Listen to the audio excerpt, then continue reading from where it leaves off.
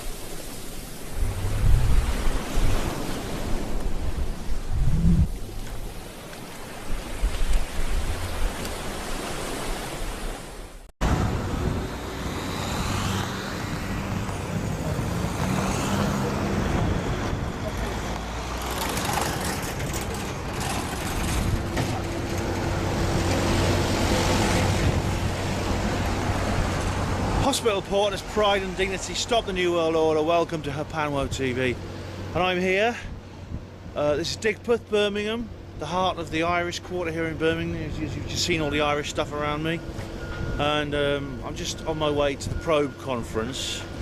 I just need to make a very short video. Just stop quickly and make a very short video, because I've got to make a very important announcement to all of you, and that is, it's official, there's no further doubt, I am an alien trapped in a human body.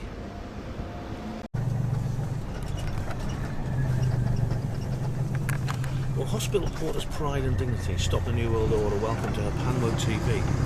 Well, I'm off to Probe. This is my reportage of the Probe conference, March 2018. I hope you can hear me over the noise of the engine. So I'm sitting right at the back. The engine's pretty loud, so I'll speak as loudly close to my microphone as I can. Yeah, I'm off to the Probe conference, Probe 2018, and well, you remember my reportage from last year's conference in October. I'll put a link in the description box to that. I'm doing another one now. I think I've got everything ready here.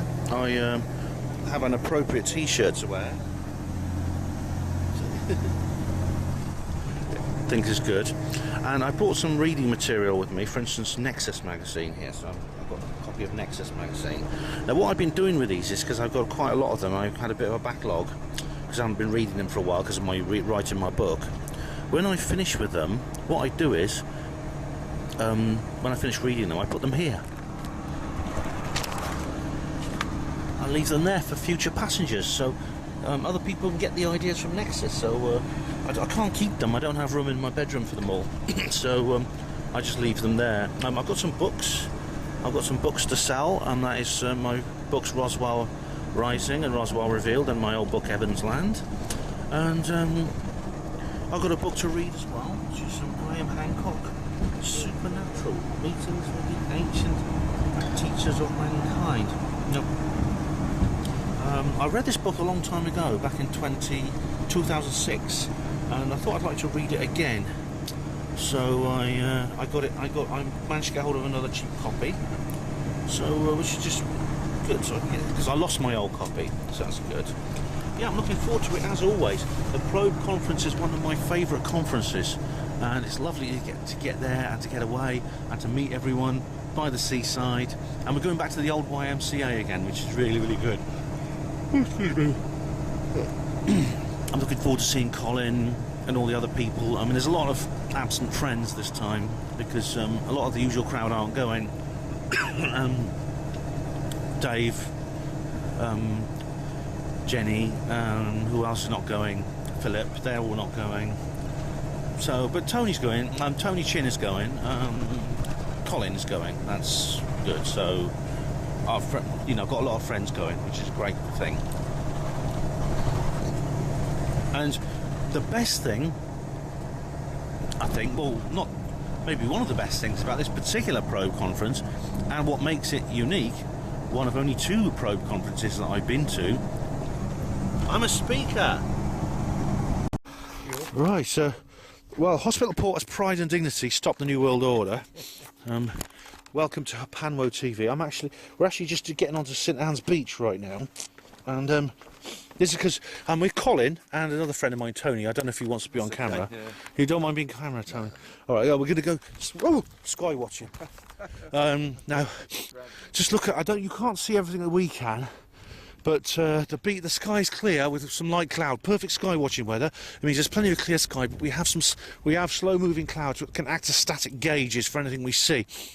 And in the distance there, you can see the lights of Southport across the Ribble estuary. And behind us, of course, is St Anne's, the Toby Carvery, and the rest of the promenade and the Pleasure Island.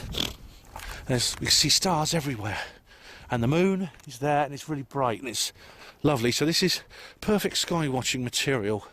I think there's some lights from ships, and now the red lights means that we're seeing the left-hand side of the ship, the port side, as they call it, at sea. The green lights means we're seeing the starboard or right-hand side of the ships, which means the red lights of the ship's going north, and the green lights of the ship's going south. I'm just having a wee, guys. Don't look, ladies and gentlemen. And there's Orion. I'm just having a wee. Sorry, you probably hear that. Sorry about that, ladies and gentlemen. Don't mean to be indecent, but I need to do it.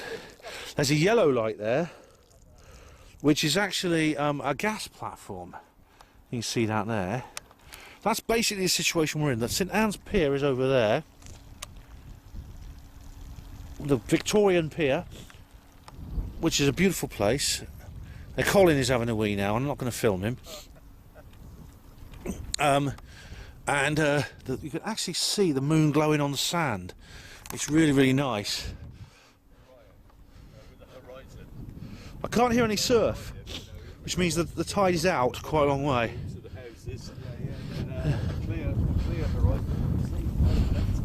Yeah. That's revered Orion. Yeah. Well, it's one of the most prominent constellations, isn't it? Yeah, you've seen it with the horizon. And that's Sirius, isn't it? Isn't that Sirius below that? Sirius is... Yeah, it's a very bright star. Is it actually... there it is. It's slightly in the clouds, but that's the brightest star in the sky apart from the sun. That's Sirius there. You cannot be serious. You sound like Stephen Greer. Serious disclosure. No, John McEnroe. Everybody look at me in my tight jeans.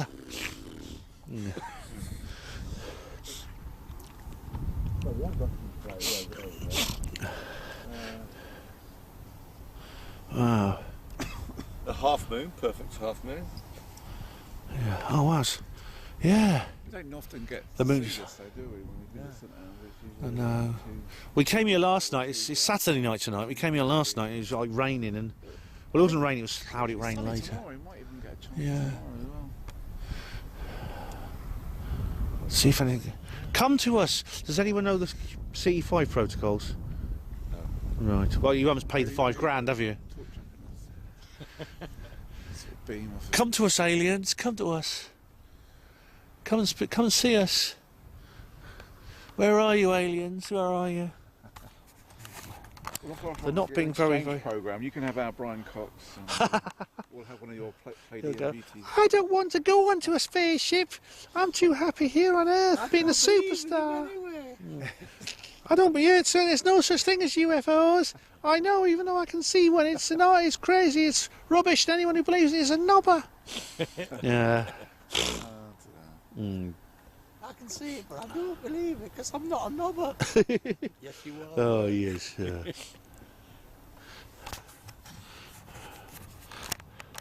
Yeah, so, well, it's beautiful here. What's that over there? Is that a ship? It's not showing any navigation lights over there. What's that? Is that not? You can't.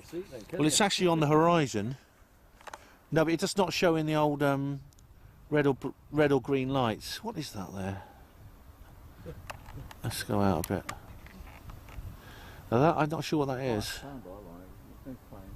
Is that some? That might be like a platform or something. Looks like a platform. Is it moving at all? It could be. It could be like a craft that's landed, like a UFO that's come down. There's another one over there. There's another one. Look. That's got a red light on it though. That's probably a ship. If it's got red or green lights, it's a ship.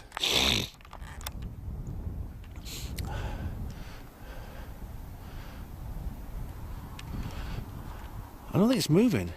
These could be landed UFOs, you know. There's another one. I don't know if you can see that, ladies and gentlemen. I can't zoom in on it. I've got to get it properly framed before I zoom in on it. But let me try and zoom in on. There's another one now. Oh, that one's gone. Zoom in on that one now. Need a bloody tripod. Matthew Williams is complaining about Ben the Shaky Porter. He complains about everything, doesn't he? There's lights all coming up on the horizon there. Yeah. See, I don't know. There's another one. What is that? They just appeared.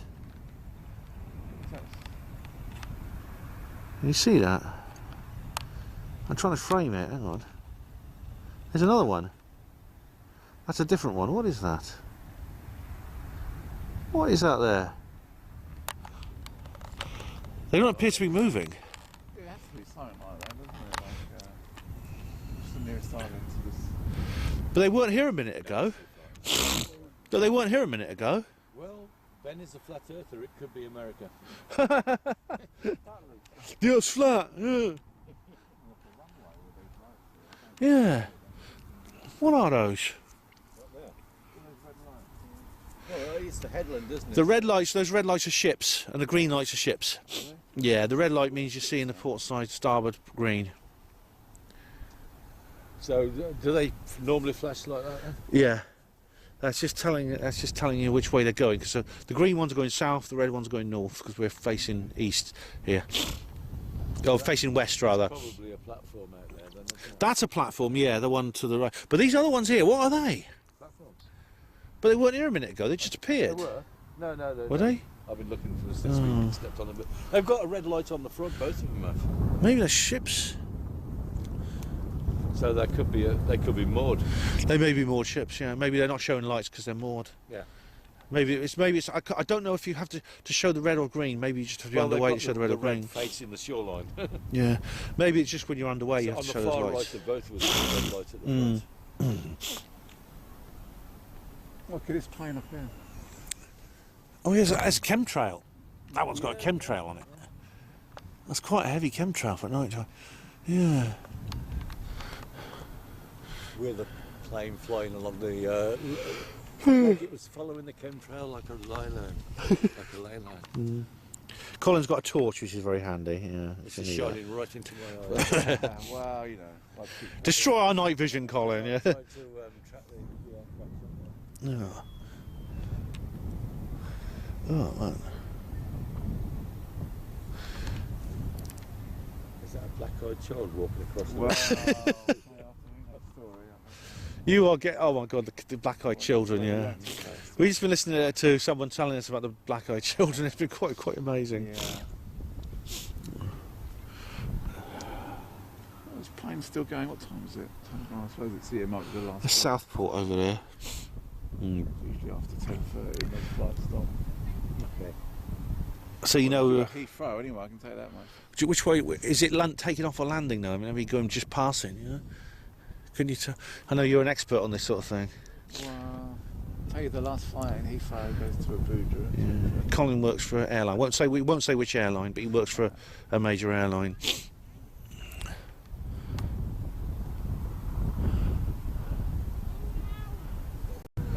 God, Wow. no, it's not. No, it's not. Can't say. Just have to have a wee. Hang on. Another one. I had 2 pints. This video's going to go viral. It's alright. I'm not filming myself having a wee. Not. You mean this video's comedy? This video is. I'm filming the moon while I have a wee. I'm not sure this video is going to be quite up there with. No, I don't think so.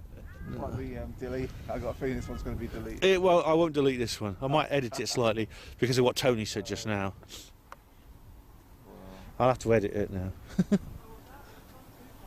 In fact, I'll stop recording just for a minute. The water. Oh, that was funny, that was, yeah. We came down here sky watching a few years ago. Miles was with us.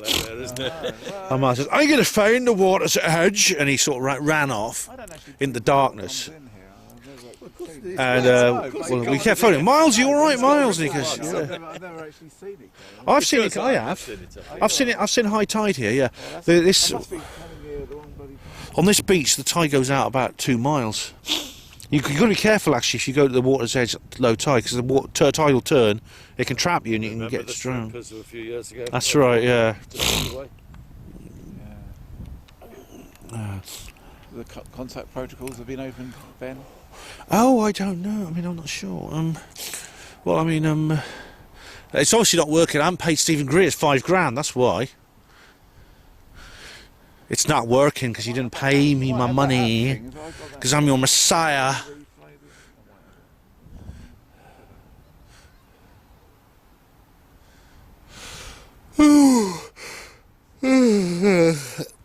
Excuse me. The clock goes forward tomorrow, so it's like I've got the sounds here. it's actually it says it's actually 10. It's actually just turned 10 o'clock. But according to, if you put your clock forward, it's actually 11 o'clock. But not until 2 o'clock in the morning. Oh no! Well, I've put mine forward now. Come on, aliens, where are you? Yeah, they are. It's Mount Shasta Thames. Oh right, see if this works. This noise is supposed to attract aliens.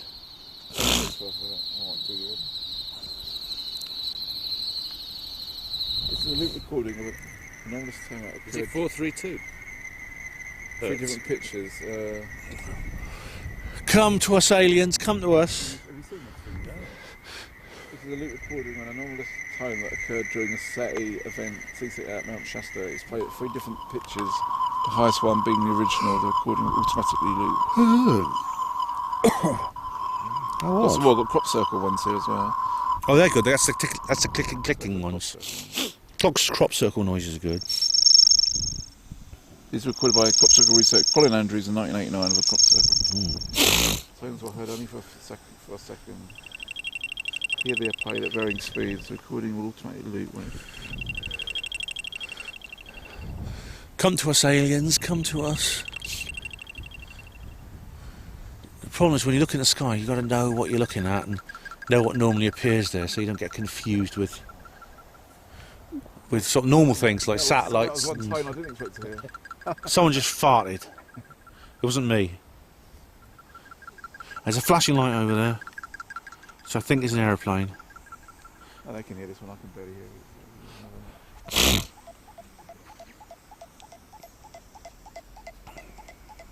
Come to us, aliens, come to us. We're a bit exposed out here, Ben. Yeah. Does this summon them? There's a flashing light over there, which is an aeroplane.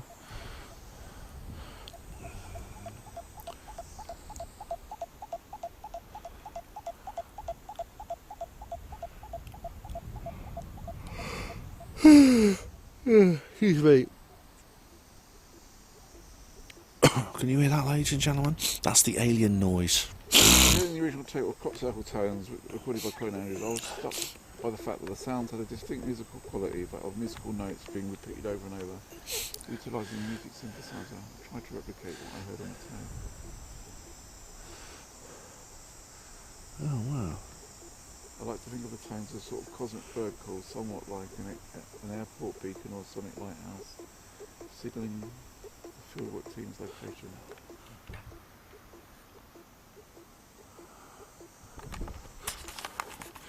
Oh God! I'm sort of sitting there staring at the sky. There's some wispy cloud, and there's the moon, of course, and there are stars. I see Orion, one of the most prominent and easily recognisable constellations.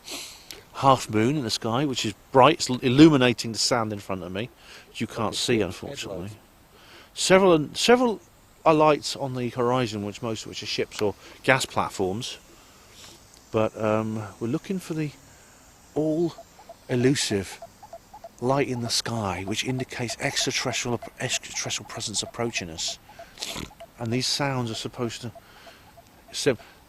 summon them. I don't know if you're familiar. Do you remember one of my Basis Project videos? We played David Griffin had his own version of that. There's a light over there, which is an aeroplane. David Griffin had his own version of these alien summoning sounds, which he played to hopefully bring the aliens in. but it didn't work. No, it did work with David Griffin. We did see aliens. If you remember the video I made.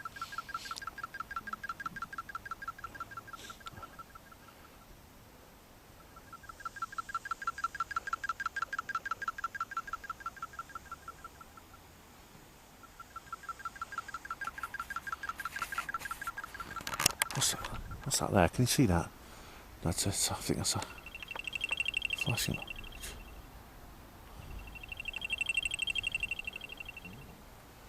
There's a big streak of cloud to the south of us.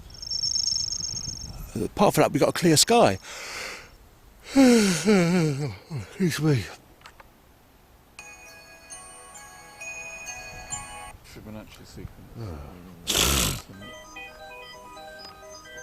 Fibonacci sequence. Oh, wow. This is a form from a recording called Bias 2, which was given to CSET in the 1990s by French English. Fibonacci mathematical sequence embedded in the music and is used to help classical energy forms become more manifest.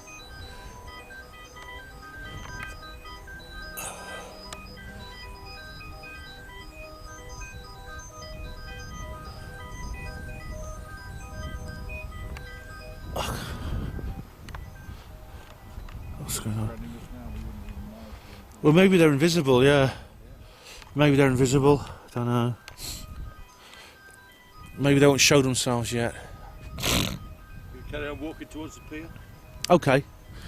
We've got to head that way anyway. If we're going to the spoons, we're going to head that way. So we're walking towards St Anne's. Well, that'll be a first, wouldn't it? Yeah. Oh, no. We're heading towards the Victorian pier, which, do you know what? I've never been on that pier. In all the 13 years I've been coming to, 14 years I've been coming to St Anne's. Never been on that pier. Never been on St Anne's famous Victorian pier. I've got to sort of like do that at some point.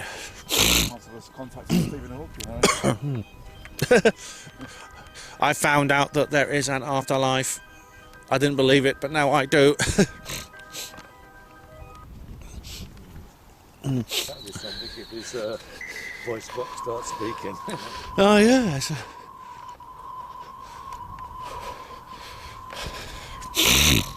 I'm going past the lifeboat station here, so it's like Let's see if it starts speaking in front of you. yeah. It's a lovely beach at night, St Anne's. It really is, and it's got such a lovely atmosphere. There's this lifeboat slip there when there's the lifeboat station.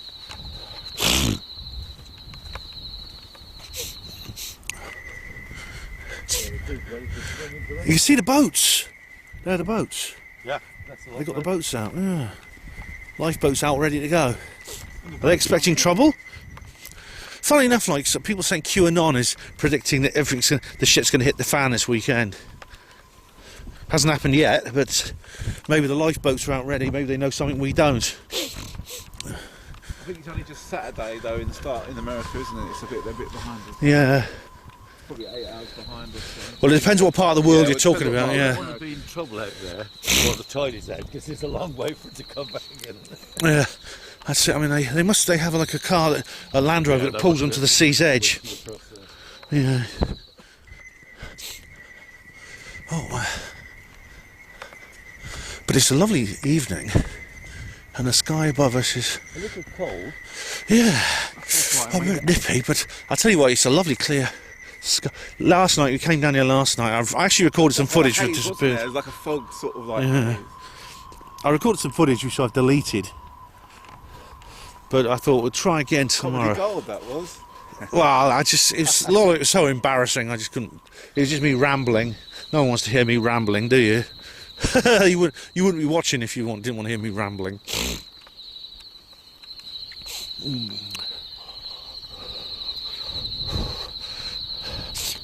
Tony and I had an argument about reptilians. A discussion. It was, yeah, a discussion, yeah. And it wasn't about reptilians, it was about definitions. I know about definitions of evidence. And that's the old argument. Oh well, yes. There's a square. Someone's drawn a square on the sand for some reason. Don't know why that is. Actually, I think we probably need to cut That's up not here, reptilian. We're going to Wetherspoons, we need to go up this one, don't we? Yeah, okay. The rectangularisms. Right, well, we haven't seen any aliens, but we could try again tomorrow night. Should we come back tomorrow night? Yeah, maybe third night lucky, eh? Let's see what the Once we're weather's kicked doing. out of the Wetherspoons at midnight, because it closes at midnight, doesn't it? Oh, yeah, probably just it's a Sunday. Oh, Colin, stop. Oh, that was At least we're out in the open air. But anyway, always very thoughtful. we're going to call it a night now for sky watching, and we're going to go to the pub to have some beer. Yes, we've got to get our priorities right now, don't we? We are at Probe after all. So thanks for watching Hospital Porters and Pride and Dignity, all that sort of thing. See you later. Right, I'm just leaving the hotel. It's a beautiful morning. By the way, if you're ever in Lytham St Anne's, you want somewhere to stay, I recommend the Monarch Hotel very much indeed. It's absolutely excellent. It's a beautiful sunny morning. It's actually warm, and the sky's blue, and there's a couple of minor chemtrails, nothing serious. Now this here has to be the most pointless pelican crossing in the world. It's been placed at the entrance to a cul-de-sac. I mean, there's one there, maybe there's some bylaw or something that means it has to be here because you have to have one at every crossroads or something like that. I don't know what it is. Anyway, I'm going to use it just for the hell of it. And it works. Believe it or not, it actually works. I just make sure the sun doesn't get in our eyes. This pelican crossing actually works. Let's see if it changes. I bet no. It's probably the only time it's ever been used. If it was like alive and conscious, it would be, oh my god, someone's using me. Can you believe it? It works. No, I just got one of those turning things there. One of those, because it doesn't make any noise and there's no. Well, I can't see the light. See what happens. It's probably red tape, you know. There's probably some regulation. It means even on a quiet little cul-de-sac like this, you have to put the pelican crossing in because it's a crossroads or something like that, and you can cross over now. The little thing turns. So there we are. The world's most unnecessary pelican crossing has been used. Right, let's head for the venue. Oh, it's really nice. We've got like the Probe conference. Again, it's love to be going back as always. I've prepared for my speech, and like I said, going back to the YMCA is kind of a nostalgic dream come true. Which is really amazing. It's a place I've always, despite it's a cold, drafty room with fold-away chairs, it has a little charm of its own. And I thought I'd never see the place again, because of course Probe moved in on the prom last time. If you remember from the video, I'll put a link in the description box of the video. Look at this, our local cold beers and chilled wines. I'll tell you a little story first of all, right? When I first came to Probe in October 2006, I stayed at the Monarch over there, and I had room 5, which is round at the side. If you remember from the previous film, or the one before, my 10th anniversary one, I was actually staying in the same room. But because I didn't know anyone, I was a bit shy, and I sort of sat at the back of the room. On Sunday night, I didn't do anything. When the conference ended, I just hung out by myself, and I went to this shop, and I brought a couple of bottles of wine, and I went and just had a few drinks and watched telly and read a book. Now, so the reason it's all gone back to the YMCA, it's a long story, and it's a bit confusing, and to be honest, I don't know the whole story about why this has happened. I'm pleased it's happened. Let's cross over this road. I'm pleased that it's happened, but I don't know the full story behind it. Except what happened, like, when we moved to In on the Prom, I thought, that's it, it's going to be In on the Prom from then onwards. But there were immediately problems with In on the Prom. They wouldn't allow merchandise stalls for anyone except speakers, which, of course, is not acceptable. And then I was a bit surprised because there was a bit of a confusing couple of months around about Christmas, where people were saying there's going to be no Probe conference at all. in the spring. And people say, oh no, it's going to be annual and there's going to be one in October. That's what they told me. It's going to be an annual conference from now on in October. But right, okay. So I have to wait till October for the next one. Too bad. It's a shame. And then they said, oh Ben, you've been asked to speak at a conference in March. Can you call Sam? And I said, what? Oh, there's a conference in March. I thought, right, okay. So I phoned Sam and he said, do you want to speak at the conference in March? It's at the YMCA. And I thought, what? And then I managed to establish exactly what has happened, or at least the basics of what's happened. I don't know the full story. I think that's only known to Sam and a few other people. But there was some kind of conflict. There was some kind of division, difference of opinion between the organisers. So there's Sam, his son Paul, who were both involved in it, and Sam and Paul had a difference of opinion of some kind on the future of the conference, and this has led to basically them splitting into two separate teams who are both organising separate conferences now. Apparently Paul's doing one in Bolton and Derek Akora's going to be there, and a few other quite big names. And Sam has gone back to the YMCA and has organised an old style probe conference with his team. Confused? Yes, so am I. But I mean, I don't know exactly why that is, but we know that basically it's happening, and it is like a nostalgic dream come true. YMCA.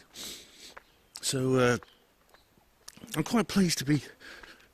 I'm pleased that this eventuality put it, because it does mean the old style conferences are continuing, and I did say, even though I knew nothing lasts forever, as I said before in the previous probe video, I did feel a sense of loss, the inevitable decline of the old probe conferences. Now we have a new probe conference, which is exactly like the old ones, and I don't know what the future is now. Whether there'll be yet another one at the YMCA I think there is one going to be in September, which I won't be able to go to because it overlaps with UFO Truth magazine, and I'm going to that one. I'm definitely going to that one.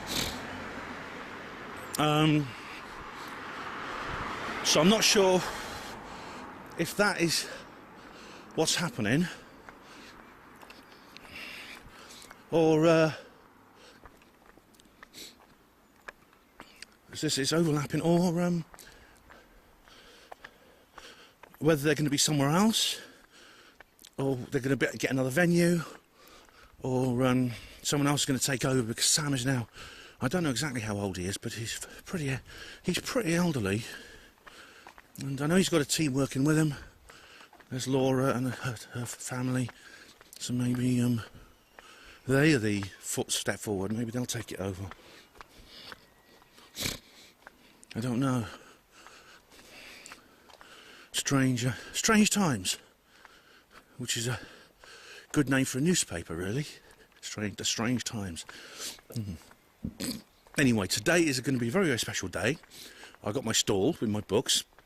I managed to sell 4 books yesterday, including 2 Evans Lands, which is quite an achievement, because it's quite important, because basically they're such heavy bastards. You know the old joke about big books. Reading Evans Land by Ben Emlyn-Jones changed my life. Yes, I developed chronic backache carrying it home from the library. It's like that. It's 970 pages. But if you want a copy, incidentally, Panmo TV viewers, I've got about a dozen left, and they're the only ones unsold in the world. And it's not available. It's not in PDF. It's not anywhere online. Basically, these are the only Evans Lands available left in the world. And apart from that very poor quality audiobook that I did, which you'll find on my catalogue, that's it. There's no other Evans Lands. And so it's your only chance to get your copy, and you can get it from me. To do that, just email me, bennyj74@gmx.co.uk, or send me a message and I will send you an Evans Land. And they only cost £5 plus postage and packing. Just send me them by PayPal and I'll ship them to you. I'm basically trying to clear them out. They're taking up a whole room in my bedroom. And I've sold 2 today.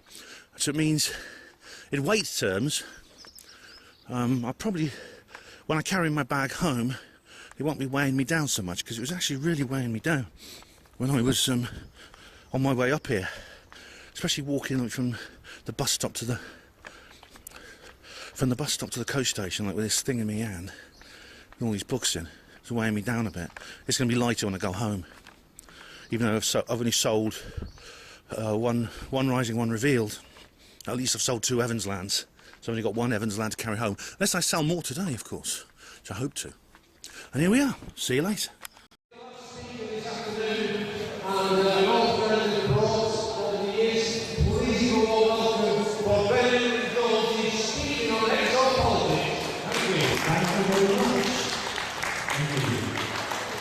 Thank you very much, ladies and gentlemen. And, I feel I want to do this with my hands.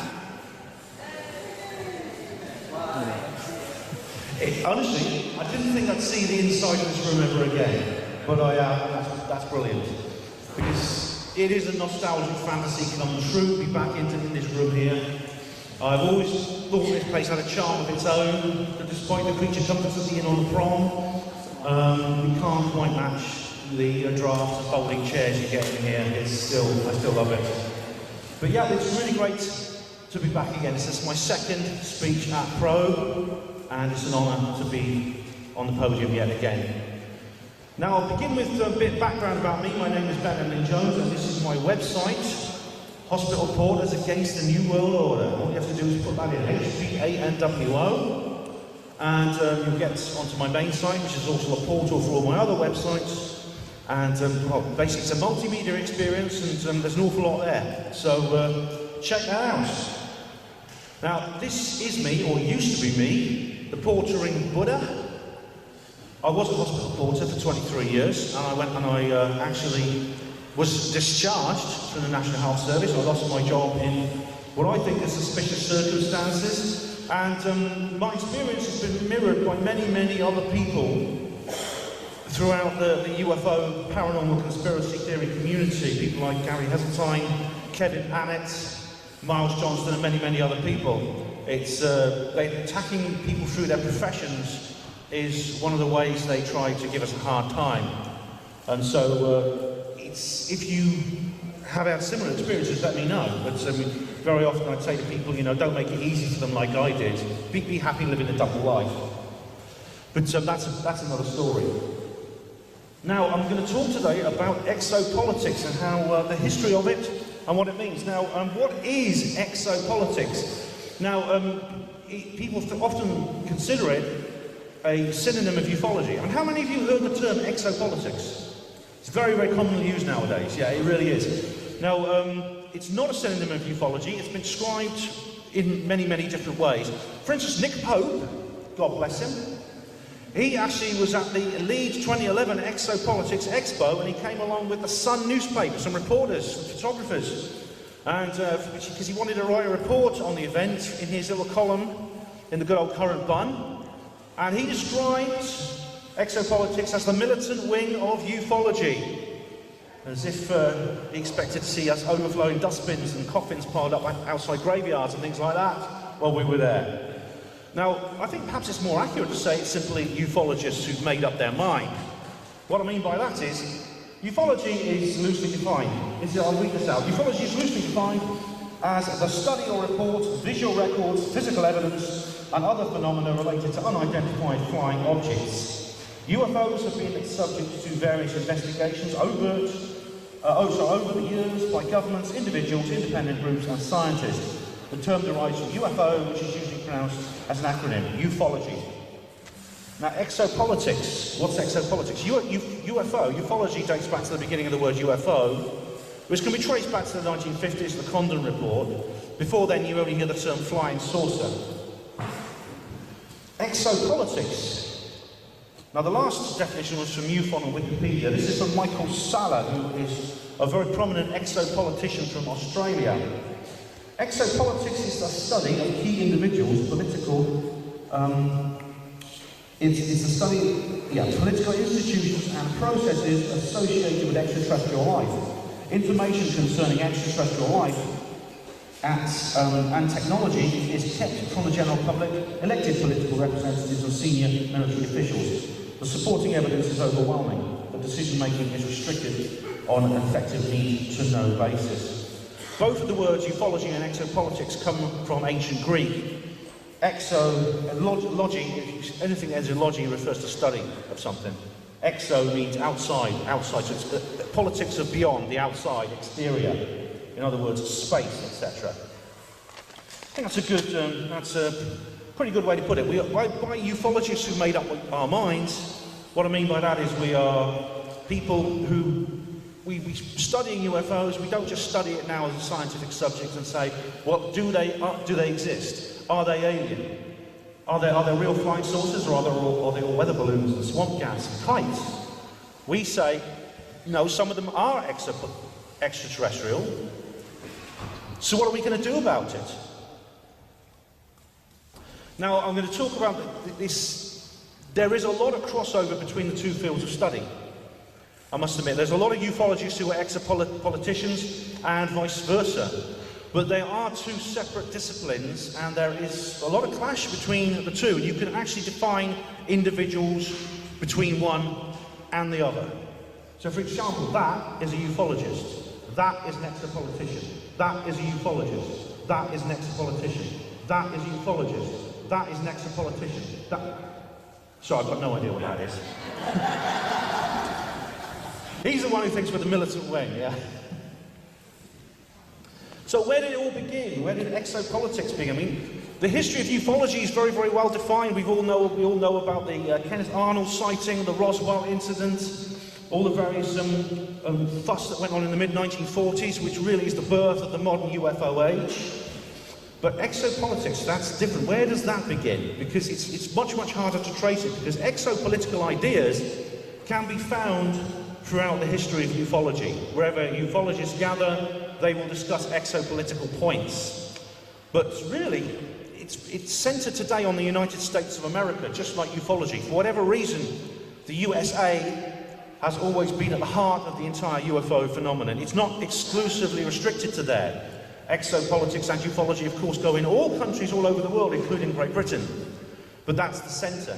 However, within the history of exopolitics, it hasn't always been centered on the United States.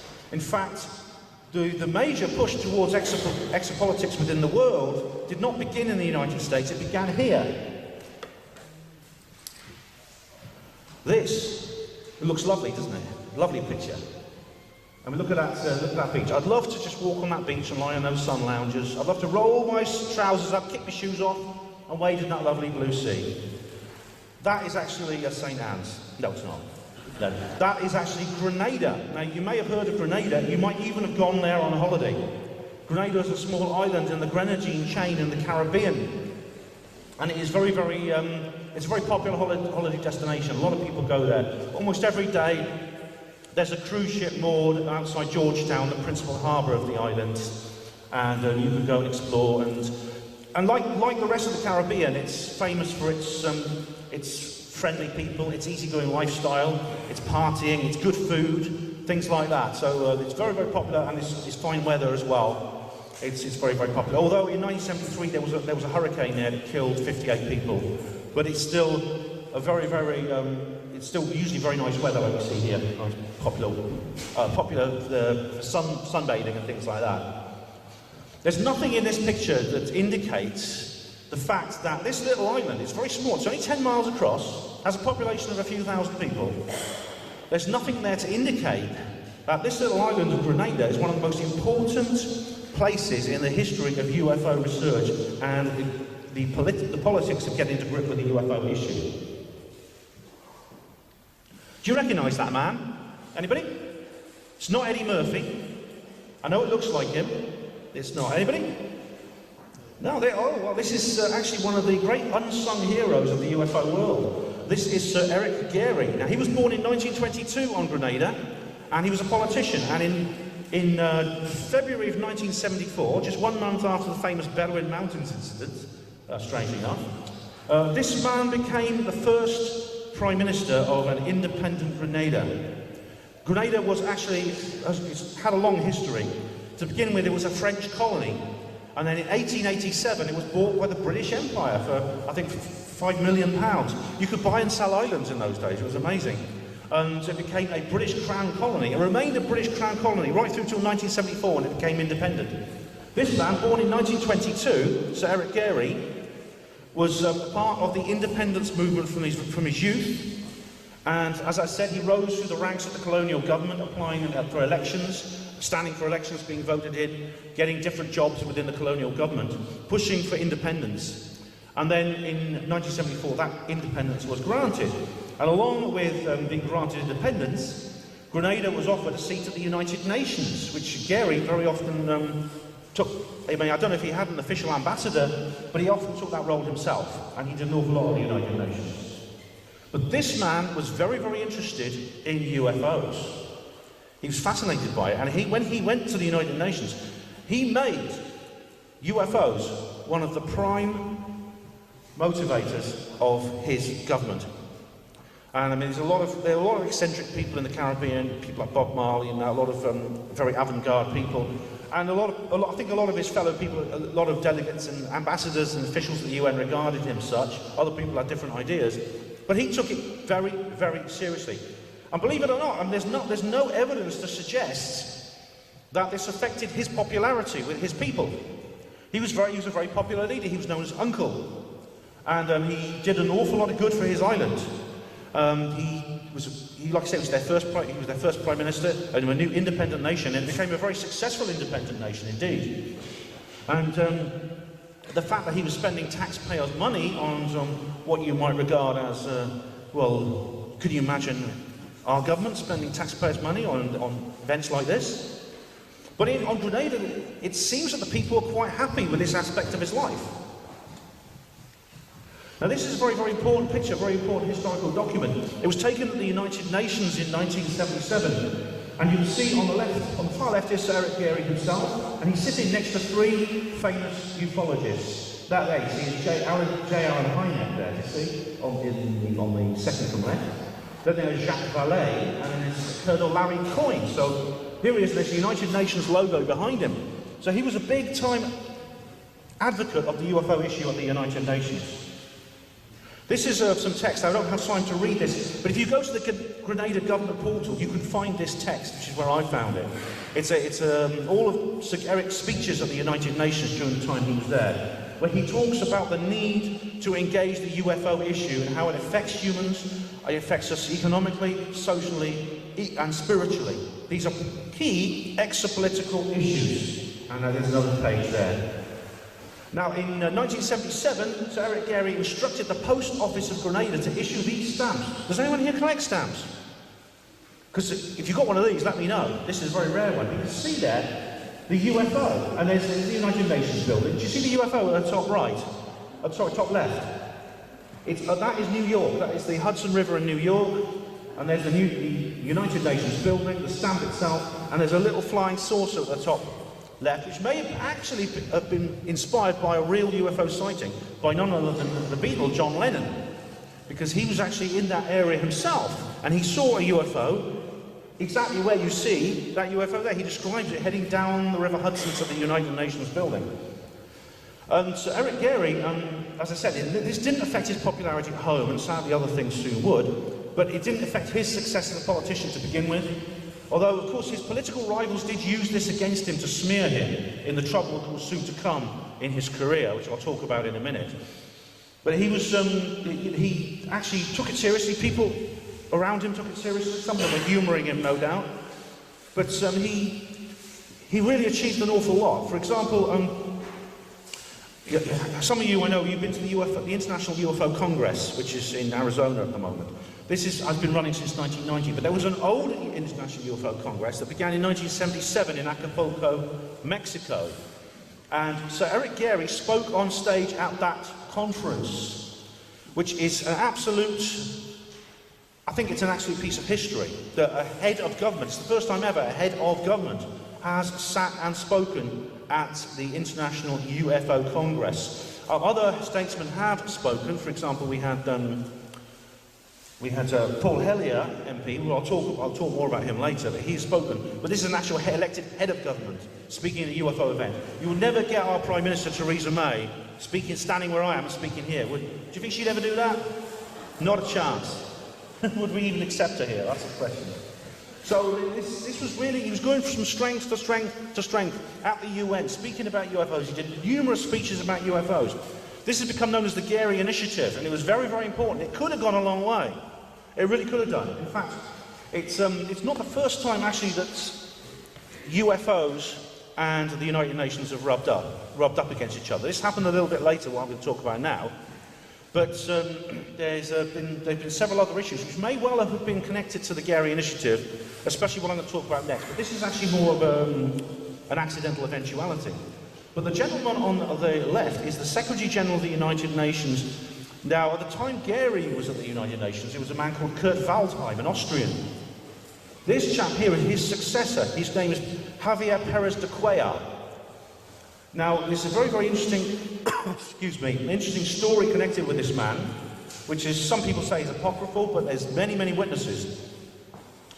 The incident on the right-hand pane there is an abduction that took place in New York City in, I believe, 1981. The young lady there is Linda Napolitano, who was a New Yorker who lived in an apartment in New York, not far from the United Nations building, and she was abducted by extraterrestrials. She was lifted out of her bed, levitated, carried through a closed window, and out to a UFO. It's a very interesting story. She describes it in detail. It's worth looking at. Now, what's really unusual about this particular abduction is we have independent physical witnesses to this on the ground. A group of United Nations officials were actually, I believe, on a train or they were in a car passing near where Linda Napolitano's flat was, and they claim to have seen this happening. And what's more, they claim to have been in the company of this man here, Javier Perez de Cuellar. Now, at the time he just finished his stint as UN Secretary General. I don't know if this man has ever confirmed or denied that he was there at the time, but multiple officials from the United Nations actually say that they were there. We're still waiting for more evidence on that. Now, some of you, or most of you, probably heard of this. This is where Ronald Reagan actually makes a reference to extraterrestrial intelligence at the United Nations. He actually did this twice, once at the United Nations and once at another time. Now, he was President of the United States for most of the 1980s. And he made a speech, and I'm paraphrasing now. You can get this on YouTube and you can see the whole speech. He said, "I sometimes think how our differences, our worldly differences, would dissolve if we, the people of Earth, were faced with a threat from beyond this planet." He was, of course, referring to the Cold War tensions, which he and his counterpart in the Soviet Union, Mikhail Gorbachev, were currently dissolving. This came at a time, this was in 1986, when the Cold War was essentially in its terminal cooling phase. And it's very, very interesting he made this point, and then he added at the end, "But I ask, is there not already an extraterrestrial presence among us?" And I wondered, you might have wondered what he was going to say next. He said, what could be more extraterrestrial than war or the threat of war, enmity between people, or something along those lines. So it's a bit of an ambiguous phrase, but several people claim that he has had conversations with Steven Spielberg about the film Close Encounters of the Third Kind, and stated, for example, how real it is. And here we see Sir Eric Gary in company of Jimmy Carter, President of the United States, during one of the many summits he had with the President. Now, these two men have a lot in common, because, as I said, Sir Eric Gary was a UFO enthusiast. I don't know if he had a sighting of his own, but the man on the right, President Carter, did. President Carter was at home, before he was president, this was. He was at home with his friend, the actress Shirley MacLaine, and he had an encounter with an extraterrestrial object, and what he believes was the case. Obviously, some people dispute that, and fair enough. Skeptics will always dispute it rightly or wrongly. But his interest in UFOs is well known, and therefore he would have had a good rapport with Sir Eric Gary, his opposite number from Grenada. And here we have, you can look this up, it's there in black and white, Squire. UN General Assembly Decision 33/426, 18th of December 1978. The establishment of an agency or a department of the United Nations for undertaking, coordinating, and disseminating the results of research into unidentified flying objects and related phenomena. And there's the rest of the text there. You can actually look up the reference I gave you, and you will find these words on the United Nations website. It's absolutely there. It's unequivocal and it's indisputable. This is a remarkable document. This, in a sense, is the United Nations stating that it not only takes UFOs seriously as a phenomenon, but that they are an important political issue, and they have to be dealt with seriously as a political matter. This could have been the start of disclosure. This could have been the first step, because once you take the phenomenon seriously and realise that it has to be dealt with as a political topic, then you come across the evidence that has been raised independently at many independent organisations, such as the Citizen Hearing, which I'm going to talk about later. And once you do that on an official level, it becomes undeniable and you have to go for disclosure. But it all went wrong. It all went terribly, terribly wrong. On the 15th of March 1979 is the Ides March, as Shakespeare said. Sir Eric Gehry, he was in New York at the United Nations having another consultation with Waldheim, and he received devastating news from home. This man here, Maurice Bishop, his principal political rival, had taken power in a coup.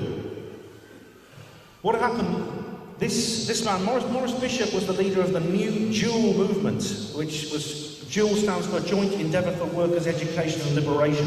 This was a Marxist-Leninist group that was basically supported and funded by Cuba and indirectly by the Soviet Union as part of the Third International. This was basically, there's a long-running rivalry between this man and Sir Eric Gehry, and personal as well as political, and they hated each other. Most of the trouble that Gehry was having in the Parliament of Grenada was based on his disputes with this man. So what Bishop had done is that while Gehry was away at the United Nations, like he was quite a lot, he and his cohorts of the New JEWEL movement had imported weapons secretly in oil drums onto Grenada. They'd taken these weapons, they'd walked into the government buildings and just announced that they were taking over. Maurice Bishop appointed himself Prime Minister of Grenada and outlawed all other parties, including Sir Eric Gehry's party. Members of Sir Eric Gehry's party were rounded up, some of them were kicked out of the country, others were put into prison camps. Sir Eric himself was exiled, which means he was forbidden from returning to his own home. He couldn't come back to his home country. If he had, he would never have been allowed into the country. So he was stuck in New York. He was stuck there as a political prisoner, as a political asylum seeker. And so he had no choice but to stay in New York, and he was granted political asylum by the United States. But it wasn't an easy asylum, and he had to watch his back wherever he went. He had to have bodyguards, because there's an ally of Maurice Bishop called Mario Salas, an organisation that he led in the United States that had sworn to kill Gehry. Mario Salas, no relation to Captain Bob. But he had said, I'll kill him for you. He said to Bishop, if I see him, I'll kill him for you. So Gehry had to, and Bishop, of course, was all in favour of this, because I think Bishop wanted him dead. So Sir Eric, of course, he had to carry a gun, he had to have bodyguards. He couldn't go out without watching his back. So he basically had to drop everything he was doing to do with UFOs, and he had to sort out this mess in his own country. And that took the best part of 5 years. And by the time those 5 years were over, the impetus had gone for the Gehry Initiative, and it was all over. Now, the people of Grenada regard the Maurice Bishop years as actually something of a golden age, but this has got a lot to do with the fact that Grenada for a short time became one of the richest little islands in the world because it was bankrolled with the Soviet Union. They were basically given a blank check because they had another ally in the Caribbean along with Cuba. So the Caribbean in those days was very much a situation of the Cold War being played out in proxy, in a miniature. In 1959, Fidel Castro and Che Guevara had taken power in Cuba, and they'd had a socialist revolution there. And the rest of the history of the Caribbean during the Cold War has been about this clash between Soviet socialism, Marxist-Leninism, and of course the Western democracy, capitalism. just like it was in the rest of the world at that time. Now, of course, the obvious question is there a connection here between what Sir Eric was doing with UFOs and this mess breaking out in his own country?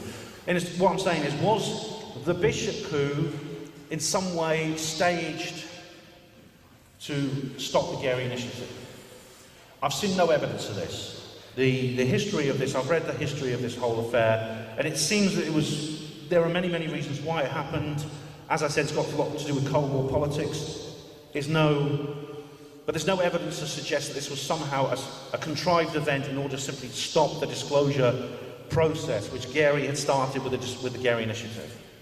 It just was bad luck, or good luck for them. If you're the keepers of the secrets of UFOs, you may not have engineered this, but you'd be breathing a huge sigh of relief that it had happened, and thanking your lucky stars and blessing yourself for your own serendipity.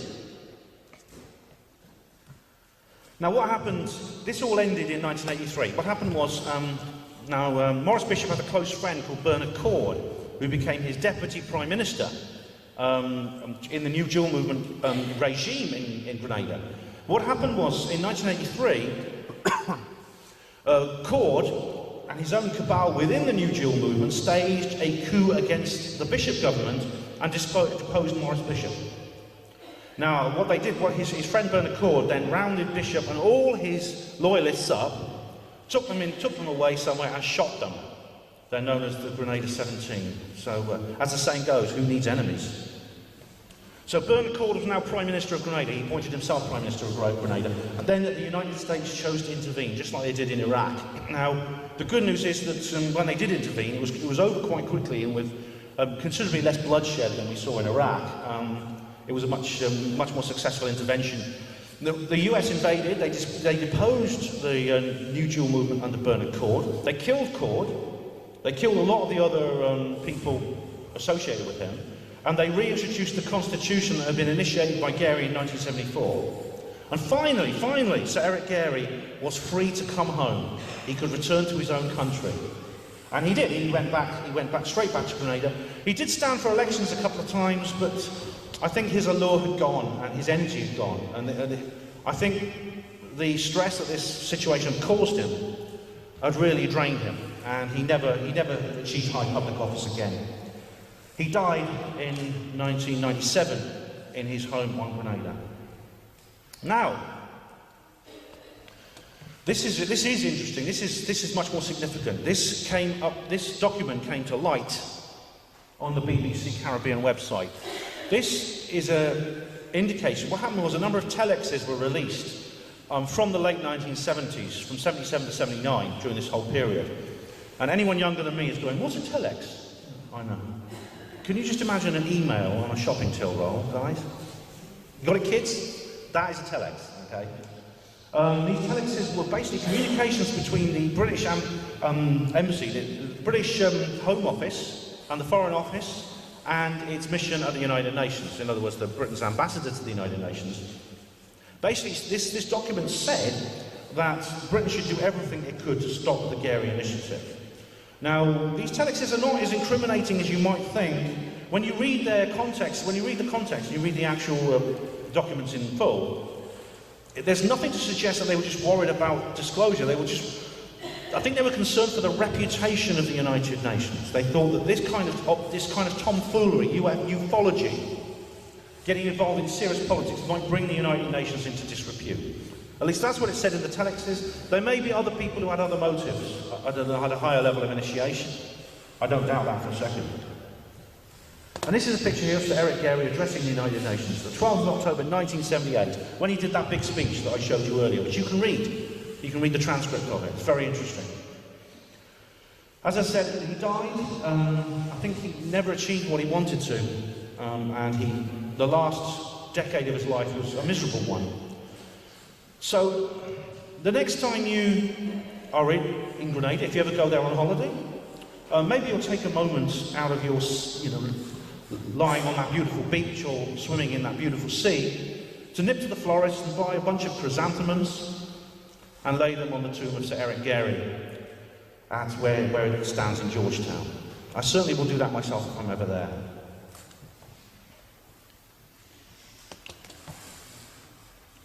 But of course, that's not the end of the Exopolitics story, not at all. It only carries on. In fact, a couple of years after the crushing of the Accord regime in Grenada, this book came to light by Timothy Good. Now, I don't need to ask how many of you have heard of Timothy Good. He's one of the principal ufological writers in the world. I mean, he's one of the most famous. He's been doing this for a long time. I think he's written over 20 books. The books tend to follow the same line. There's no narrative arc as such within the books, but they're a list of very, very interesting cases, including a lot of exopolitical ideas. This book, Above Top Secret in particular, there's actually a copy on Fran and Mike's stall if you want to go and have a look at it. Mike's speech was particularly interesting, by the way, because he talked about this history, some of this hidden history that I didn't know about. But so this is actually a definitive book. It's not, I wouldn't say it's his best book, actually, but I think it seems to have had the biggest effect on people. It's one of the best-selling books. And it goes into a lot of very interesting cases, including the MJ12 documents, these notorious pieces of literature which came to light. And Timothy Good is the first person to publish them. These were sent on microfilm to someone called Jamie Chandray, and Timothy, he analyses them and he talks through them. Now, it's whether they're real or not, I know there's a lot of dispute over that, but I think Bill Wood and his analysis of the actual text is particularly interesting and particularly convincing because he's worked out what kind of typewriter was used to type them, and it's I think it's a Remington 320, which is extremely rare. There's only 5 left in the world, and they're all in museums. You can come to good faith, but this one was so good they had to nick a typewriter from a museum. I mean, I don't know if that actually happened. Was one reported stolen? I don't know. It's possible they're fake, but again, we don't know. It's looking less likely. So these MJ12 documents came to light. Timothy Good published them, and this book, I think, had a big effect on the public. And a lot of the people I speak to within our community said, I read Above Top Secret and it changed my life, including a very famous figure I'm going to talk about in a minute. Now this here is Dr. Stephen Greer, this fine figure you see in front of you.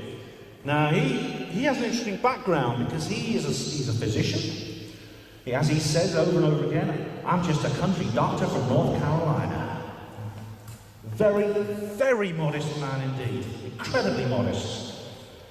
And he is the founder of what's known as the Disclosure Project and something called CSETI, the Centre for the Study of Extraterrestrial Intelligence. So whenever I talk loudly, I get a cough.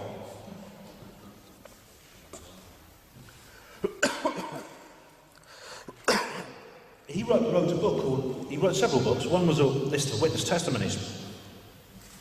One was one called Hidden Truth, Forbidden Knowledge. I've read them both, and they're very, very interesting indeed. Now, he's also made several videos with various witnesses from within the national security state, from within the military, within air traffic control, and other institutions like that. And he has put them together into a very, very interesting, very long video. And also, in May 2001, he held the famous Disclosure Project press conference at the National Press Club, the 9th of May 2001 in Washington, D.C., the same room where many years later we would have the citizen hearing on UFOs, which I'll talk about in a minute. But this was the first, it was the greatest. This was streamed live online, and 20,000 people watched it. At that time, that was quite unusual. In 2001, live streaming online was not a regular thing. The internet has advanced enormously since that short time ago. And it was, at the time, 20,000 was a record for online streaming. Here we have the great man himself opening this event. You can watch it all on YouTube, it's about 2 hours long. I'm going to focus on some of those interesting testimonies that came up in this particular press conference. All the people I'm going to show you now have, they've been through all the kinds, they've been interviewed thoroughly, their credentials have been verified, and they have all sworn to testify under oath before the US Congress and sign affidavits that what they say is true. This means that if they're lying, they would get into enormous trouble. There's absolutely no incentive for any of these people to lie. This is John Callahan. Now, he's head of the Federal Aviation Administration's Accident Investigation Team. And he has studied a lot of aerial encounters with UFOs. And there's a vast number of these reported by airline pilots up and down the globe. It's almost a regular thing. There was one particular interesting instance in 1986, the same year as Above Top Secret was published, in which some Japanese pilots of a cargo plane off the coast of Alaska encountered a huge discus-shaped object that was up to 10 times the size of their aircraft. And this was a Boeing 747, one of the biggest aircraft there is. Yet it was dwarfed by this UFO. This is Lieutenant Colonel Charles Brown. This man is a World War II veteran, and he went on to head Project Grudge, Project Sign, and Project Blue Book. These were the official investigations into the UFO phenomenon carried out by the US government. It was the only official investigations ever done. These ended in 1969, and until December last year, the US government denied there had been any since then. Of course, since they've actually admitted they've had others since then, but at the time, they denied there was any other, and they concluded where basically UFOs are nothing to worry about. This chap disagreed. This chap actually disagreed with the findings of Project Blue Book, and he's speaking out about it, so well done to him. Now, Captain Bob Salas. Now, what is it the skeptics say about people in the UFOs? We're crazy, aren't we? What was it Frank was saying a little while ago? Schizotypal disorders. That's what we're always told we are, aren't we? We've all got a bit of a screw loose, haven't we? We're all just nutters and stand on hillsides with cameras pointing at the sky, and Wellington boots and tinfoil hats and things like that. No offence, Winkeach. There's a role for that. But this man had a job, by its very essence, meant that his mental health was more seriously scrutinised and monitored than anybody else in the world. Because this man was part of the missile combat troop crew for the US Air Force and the US strategic nuclear deterrent. If this man got a screw loose, the world would end. It's as simple as that. Because he's a guy with his finger on the button. His job was to sit in this underground bunker 60 feet below the earth. They call it a capsule. And if the National Command Authority sent him a coded message instructing him to launch his missiles, he would launch them without hesitation. He'd been trained over and over again to the point where he was desensitised to the whole thing. And he knew very well that the missiles would be away before he had a chance to even think about what he was doing. I met this man in Holmfirth, and he told me about his job, and he said it was pretty boring. That's good. If it ever got interesting, it would be my last day on Earth. And it would be the last day on Earth for everybody. This man is not insane. I would really ask the skeptics, any skeptics in the audience, or any of them watching this online, you please do think twice before you say these stupid things, because it's embarrassing. It's not only an insult to people like Captain Salas, it's embarrassing for you. You're making a fool out of yourself, and you're discrediting yourself. This is Carl Wolf. Now, he worked for NASA, as did this lady, Donna Hare. Now, their job was to analyse lunar images and to present them, basically to analyse them and to present them for publication in scientific journals and the general media. And they have testified at this Congress, this press conference, that what NASA were doing was basically taking these pictures of the moon from various moon missions, and they were removing artificial structures through editing. They'd use airbrushes, they'd cut bits out, they'd stick bits together, they'd produce images that were fake. They were edited images, especially intended to remove these artificial structures. And he said a lot of it was actually what's called the dark side of the moon, which is not dark, it receives the same amount of sunlight as the light side of the moon. It's just called dark because it faces away from the Earth. It's one of the few places in the universe which is completely invisible to us, and it's very close to the Earth. So if you were an extraterrestrial civilization that wanted to investigate the Earth, you wanted a base that was close, it's the obvious place to put your base. No one from the ground can see it, and it's very close to your target, where you want to go. There are artificial structures. Maybe these are part of the secret space program, they're built by humans, maybe they're built by extraterrestrials, or maybe a combined effort.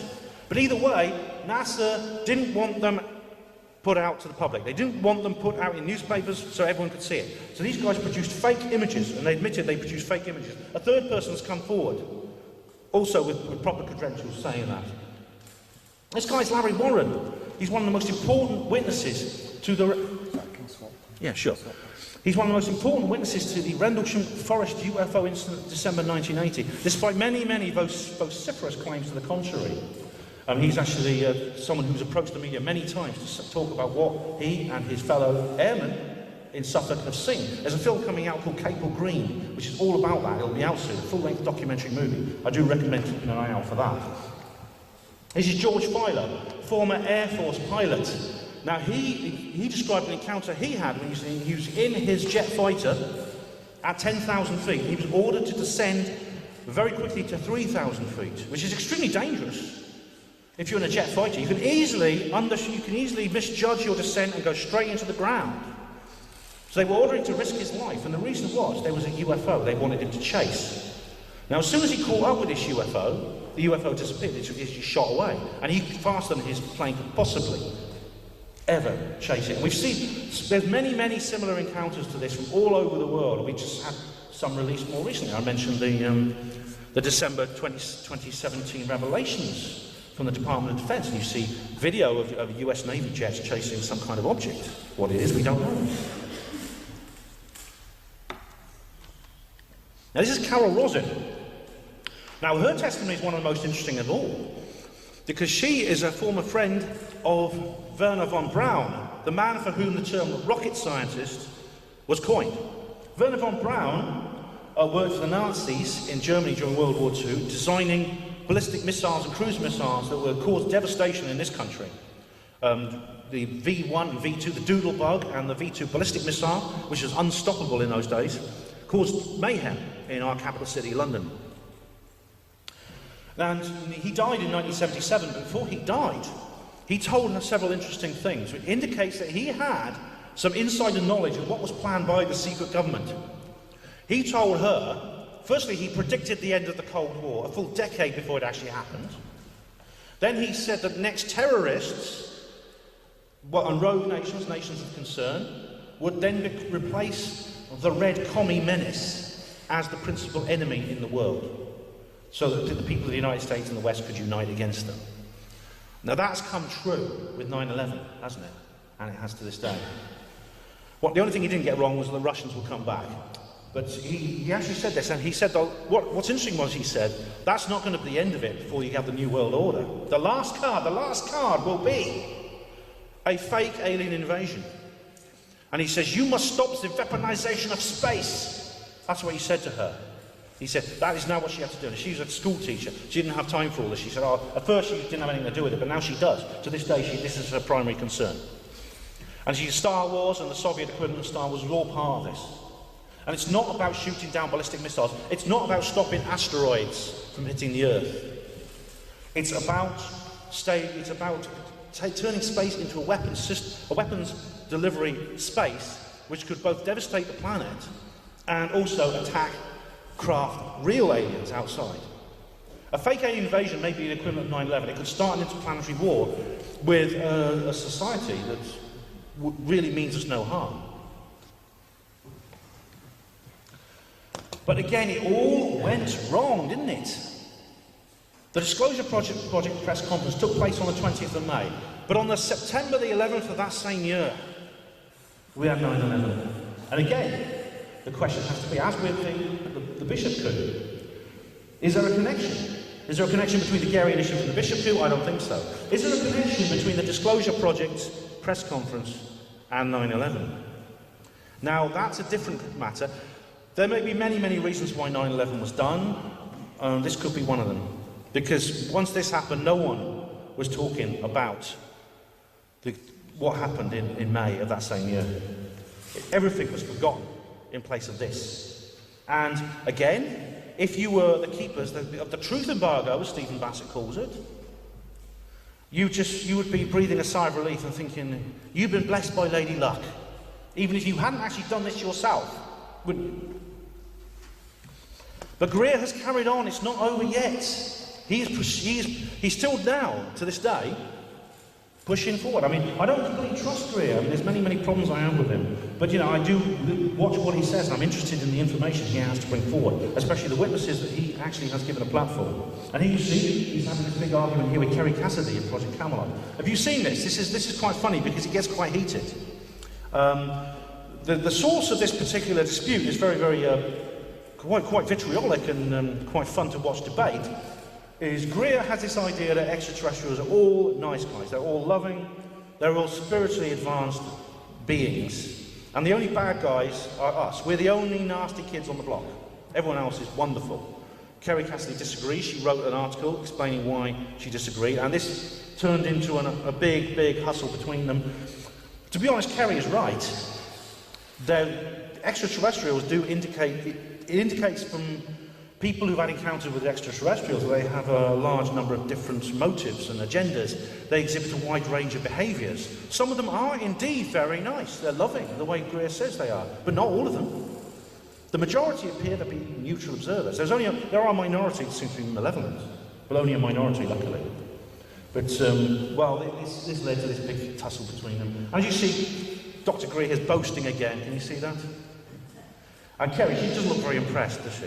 She can see through it, can't she? And Dr. Stephen Greer has more recently produced this film called Sirius, which is worth watching. It's very interesting. Lots of shots of Dr. Greer himself wearing tight jeans, but then I expected that. When it actually just cuts away from the man himself sitting there spreading his legs, you do actually get some interesting information. And I do recommend watching this if you can. There's some interesting information in there. But he's not alone out there. Greer's not the only guy pushing this disclosure button and seeing how far it will go down before the light goes on. This is somebody else. Someone I actually hold in much higher esteem than Dr. Stephen Greer. This is Stephen Bassett. He's head of the Paradigm Research Group. Now he's focusing less on the witnesses and more on the political processes. And he spends a lot of time. We used to spend a lot of time in Washington D.C. He's been very demoralised since Trump came to power, and I'll say more about that at the end. He believes Trump is basically a lost cause, and he's now moving to Russia and places like that, which is very interesting considering recent news stories to do with Russia. He spent a lot of time, he's trying to get an audience with Vladimir Putin, and believes that Russia could be the disclosure nation. Okay, I think I've got about 25 minutes, if I'm correct. So I'll just carry on. I'm timing it myself, but I know Brian's keeping an eye on the clock as well. In 2013, Stephen Bassett organised this, well, with the help of Grant Cameron and many other people. He organised this. This is the Citizen Hearing on Disclosure. He actually employed a group of former US congressmen to carry out a mock congressional investigation of the very same kind that was done at the end of the Project Blue Book, and that was not the Ruppel report, it was Ruppel, yeah, and that sort of thing. And he wanted basically to reproduce that privately with former congressmen and do it the way he wanted to do it, with proper witness and proper information. And he did. He got together a whole load of witnesses and a whole load of experts to testify in front of these former Congress people. You know what? This was amazing. I loved this. This lasted a whole week, and because of the time differences between us, it was just getting going when I finished work. And I used to rush home from work, and I used to switch it on, and I'd be glued to it all evening. And I quite missed it when it was finished, actually. But all those Congress people agreed at the end. When they were presented with an honest investigation, no cover-up, no political bias, no denial, they understood it was real. Now here we have Dr. Stephen Greer and Stephen Bassett. They're the two heads of these two organisations to do with disclosure. That's at the Citizen Hearing. Now that is Gary Heseltine there on the left. Now he's the editor of UFO Truth magazine, which I do really recommend. They're organising a conference which unfortunately overlaps with the September conference of Probe, which is a great shame. But it's whichever one you choose to go to, they're both going to be very good.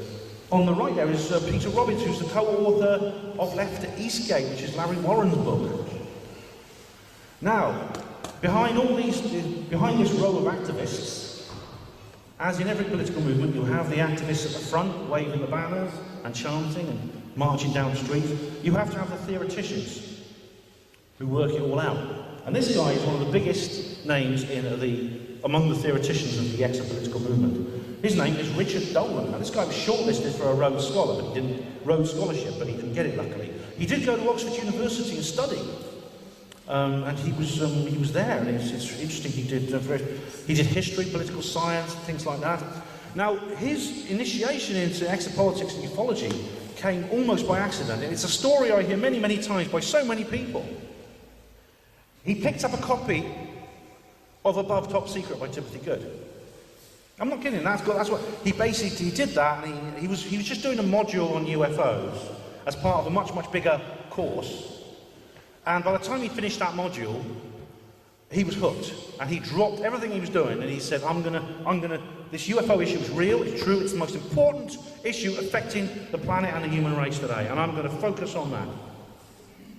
And he's written some really good books, this guy, including one called AD After Disclosure, which he co-wrote with Bryce Zabel. He's written a trilogy, he's nearly finished the third one, UFOs and the National Security State, which is an absolute breakdown of this entire process. It covers the whole modern UFO era, from 1947 right through to the present day.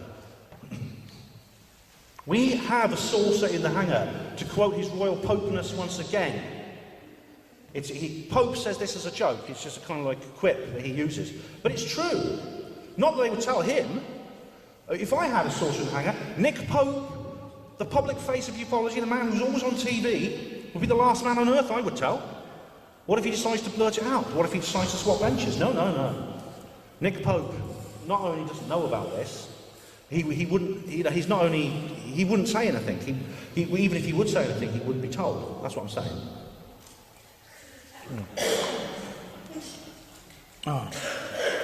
So yeah, this is what has happened. We are in a situation where artifacts of an extraterrestrial civilization have indeed turned up on the Earth's surface. They've come to grief. These craft have come to grief on the Earth's surface. They've been secretly salvaged by the government. And the government has put out a cover story saying basically that there's nothing to see here, move along. It was a weather balloon. It was A, B and C. It was anything other than what it really is. And they keep changing their stories. You know they're lying because they keep changing their stories. It wasn't, first it was a weather balloon, then it was Project Mogul. Oh no, it was parachute test dummies. Yeah, we must be a bunch of parachute test dummies if we believe that. So this is a policy that is global. Wherever it happens in the world, it seems the same thing happens.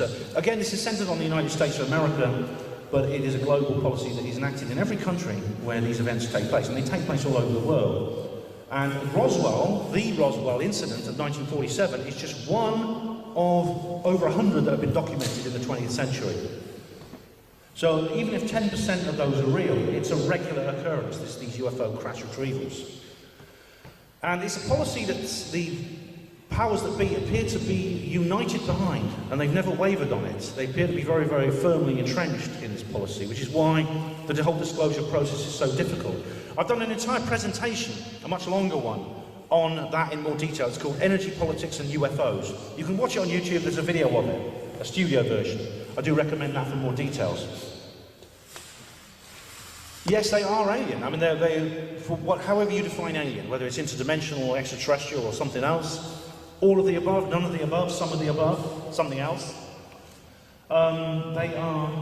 These craft, these saucers, do appear to be some form of transportation, a lot of them. Not all, but a lot of them. And that the creatures inside appear to be some form of biological entity, often very similar to ourselves. Some of them are indistinguishable from us.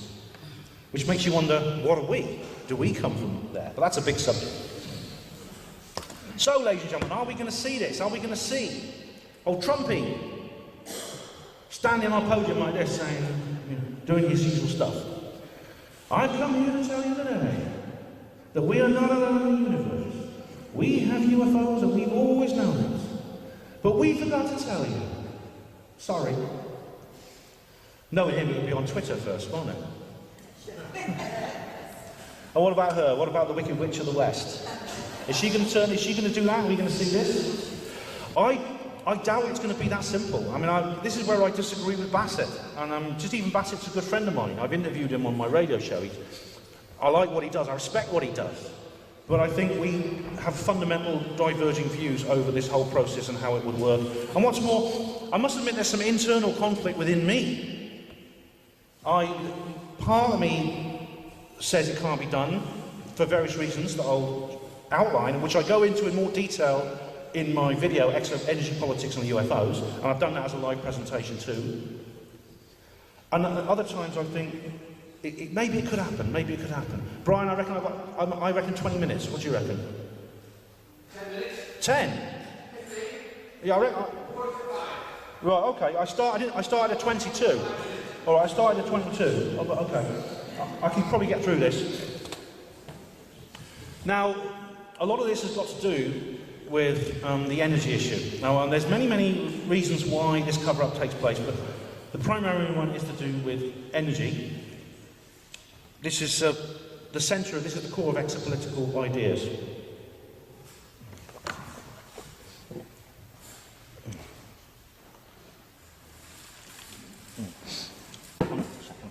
Now,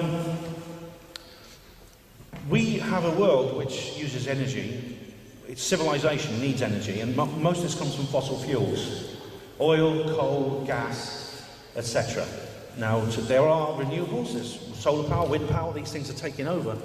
They won't replace oil, coal or gas. That's the thing, they can't replace them. But there is technology that can, and this is a good important point, and it is related to the UFO issue. Because when these crash retrievals that I talked about take place, and these craft are salvaged, there's distinct reason to think that the propulsion system and power plant of these craft has been examined and it has been reproduced. And even without the UFOs, it's still an issue because this same technology has been invented by humans. How many of you have heard of Nikola Tesla? Yeah, Thomas Townsend Brown, Victor Schauberger. There's so many of them, George Pigott. There are so many of these people who discovered that energy can come straight out of space itself from the vacuum, often surprisingly simply. You don't need big, heavy industrial methods. Victor Schauberger found you could extract zero-point energy from the vacuum with a copper pipe. There was a particular shape, held in water. But it has been suppressed. It's been suppressed by a policy, as I said, which appears to be one that within the elite circles themselves, they all unanimously endorse. All of them. And they have done for over a century. This goes back a long way, this suppression. It goes back to the late 19th century. Before we were even using oil in a big way, we were primarily a coal-burning fossil fuel industry. So, with free energy, we're talking about energy supply which is completely safe, infinite, almost costless. You just basically need maintenance costs. The actual generation cost is zero. And this is not to confuse it with solar and wind power, because the generation costs of those sources are also zero. However, both solar and wind power require a lot of maintenance. They have a much lower energy dividend than the free energy methods we're talking about. These are methods that could easily replace fossil fuel, and we could be in a situation where, when we don't have fossil fuel, we don't have to worry about environmental damage anymore. Whether or not you believe that carbon dioxide is causing climate change, you can't disagree that the use of fossil fuels is incredibly damaging to the environment. Oil refinery spills, oil tanker wrecks, fumes, soot. So I just got to fill up my glass.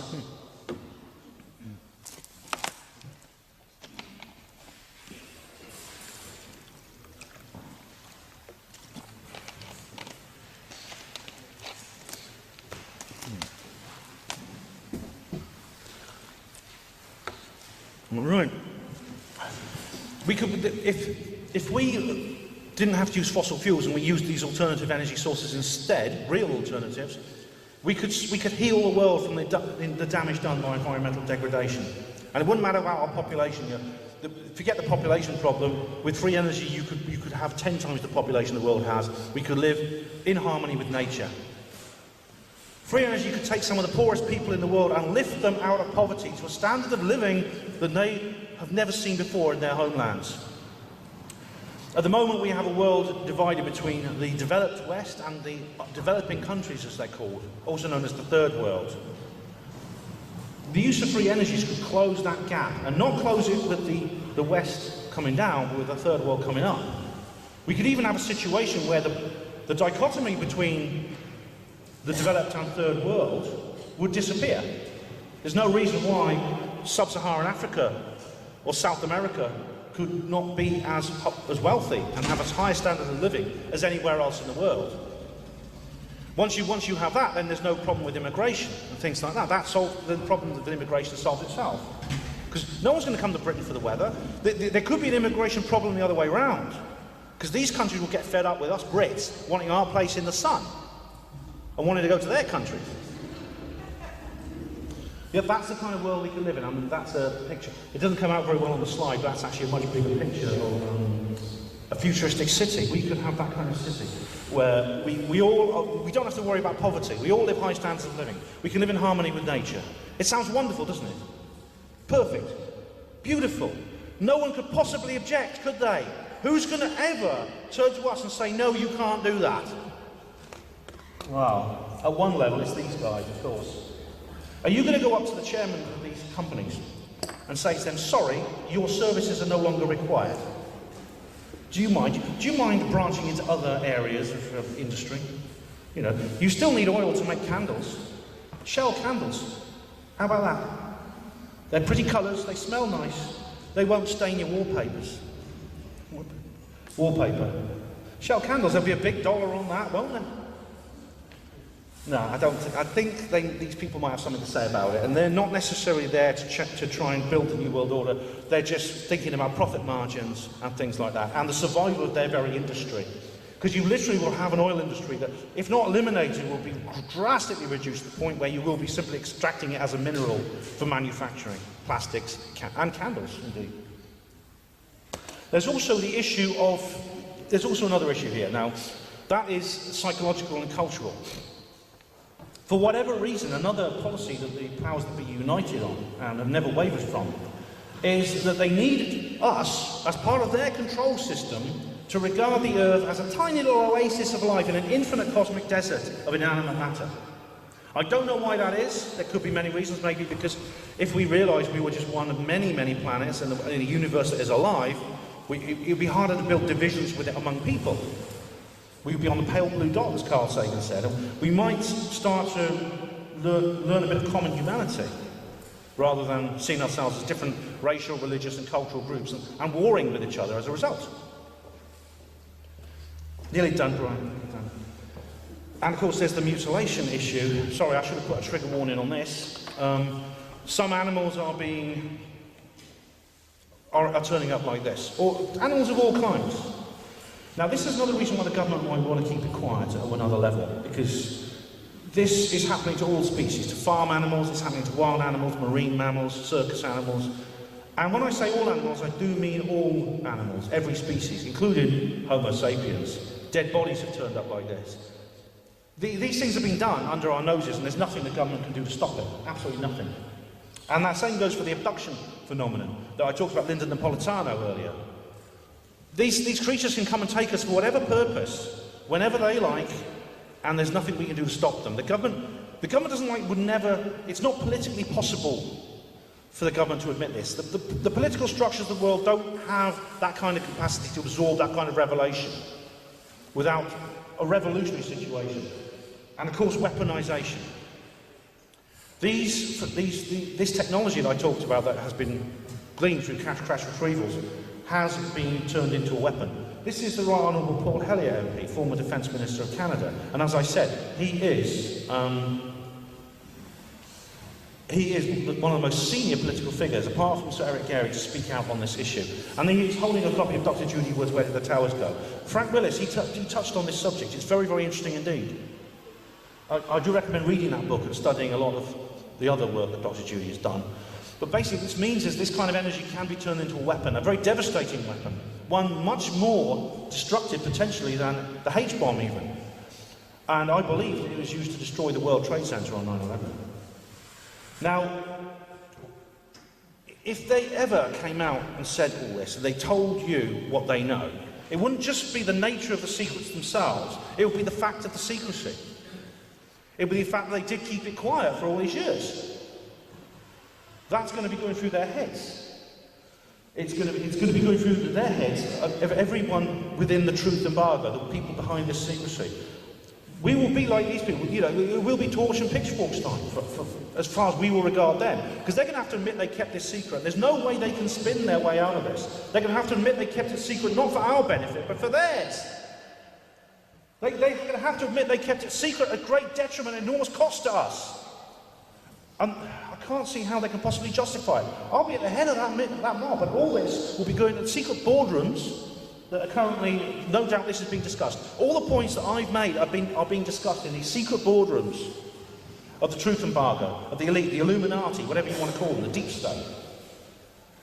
And of course, there's always been talk about Hillary Clinton talking about UFOs on her campaign trail. Stephen Bassett was sure. I mean, it's about, what's it now? 5 minutes, right? 5 minutes, Brian? Yeah. 5. Okay, 5 minutes. On the campaign trail, talking about how she made some references to Area 51, things like this. But it's too little too late. And I don't trust this woman as much as Stephen Bassett trusted her. And I believe if she'd become president, we wouldn't have been anywhere nearer to a disclosure than we are now. In fact, we may well have taken a step back. But you see, it's in the media because maybe classified government UFO secrets. Well, not all secrets. But the very fact that this does give me hope. The very fact that the media is talking about this is something that should encourage us. We should look at things like this and say, well, at least they have to make some kind of comment. Dumb silence doesn't work anymore. And that's because of awareness. And awareness, this is where people like us come in. Because we are actually having an effect, people in this room. When you go out and you talk to people about this, and you spread energy as well, you spread thought forms around, it does actually make a difference. And we're seeing that difference now, so I do take hope in that. And, well, hopefully, by whatever form you call disclosure, however you define it, we might see it. But if it happens, it may well happen in a way that none of us expect. And of course, this brings us back, there's also the possibility of fake disclosure. This brings us back to Carol Rosin. What if they give us disclosure, but with a proviso? Oh, by the way, they're all evil and they're trying to invade us. This has been a meme that's been going on in movies for a long time. For instance, Independence Day, 1996, I believe. This is a much older film from 1956. This is The Earth versus Flying Saucers. And it's really good, you can get this on YouTube. I do recommend watching it. It's quite fun to watch. And what makes it very, very interesting is that it actually has some serious information in it. The people who made this have looked into the UFO subject, you can tell, just by the design of the craft and the noises they make and things like that. There's no answers in this particular talk, I'm afraid. I don't know what's going to happen. We'll have to wait and see. But I can speculate. I can think to myself. Now, George Orwell was a man who wrote fiction. He wrote speculative fiction. If he's written a book about the New World Order from what he learned from inside the Fabian Society, he'd be denounced as a conspiracy theorist. But he didn't. He wrote 1984, a fictional account, but it contained real ideas about the real world. And I'm trying to do the same with this book here. This is a book I wrote, Roswell Rising, a novel of disclosure. And it's a speculative look at what the world would be like if we had truth instead of lies. And I've written a sequel too called Roswell Revealed the World After Disclosure. I'm actually working on a third book, so it's going to be a trilogy. I want to bring out a box set. Now, I've got one copy of both books on my stall if you want to grab them before you go. They're £10 each or £15 for two. But be quick, there's only one copy of each left. But if you read those, I explore all the ideas I've talked about today and many, many more related to this issue, because this is the most important sub-issue affecting the human race. Sir Eric Gehry was right. In 1978, he said it. Gaining an understanding of this subject has become a necessity, because we're at a point now where we're all going to die and the Earth's going to die. And basically, this is the way out. It's the only way out now. If the Earth has a future, it has a post-disclosure future, or it has no future at all. But don't give up. We're getting there. We're making progress. And so take that with you. Take some hope with you, and realise that, you know, if this is the age of Aquarius, and this is the end of the Kali Yuga, or however you want to define this, then it's not going to be possible for secrets to be kept anymore. And that's what I hope to live to see. Thank you very much, all of you.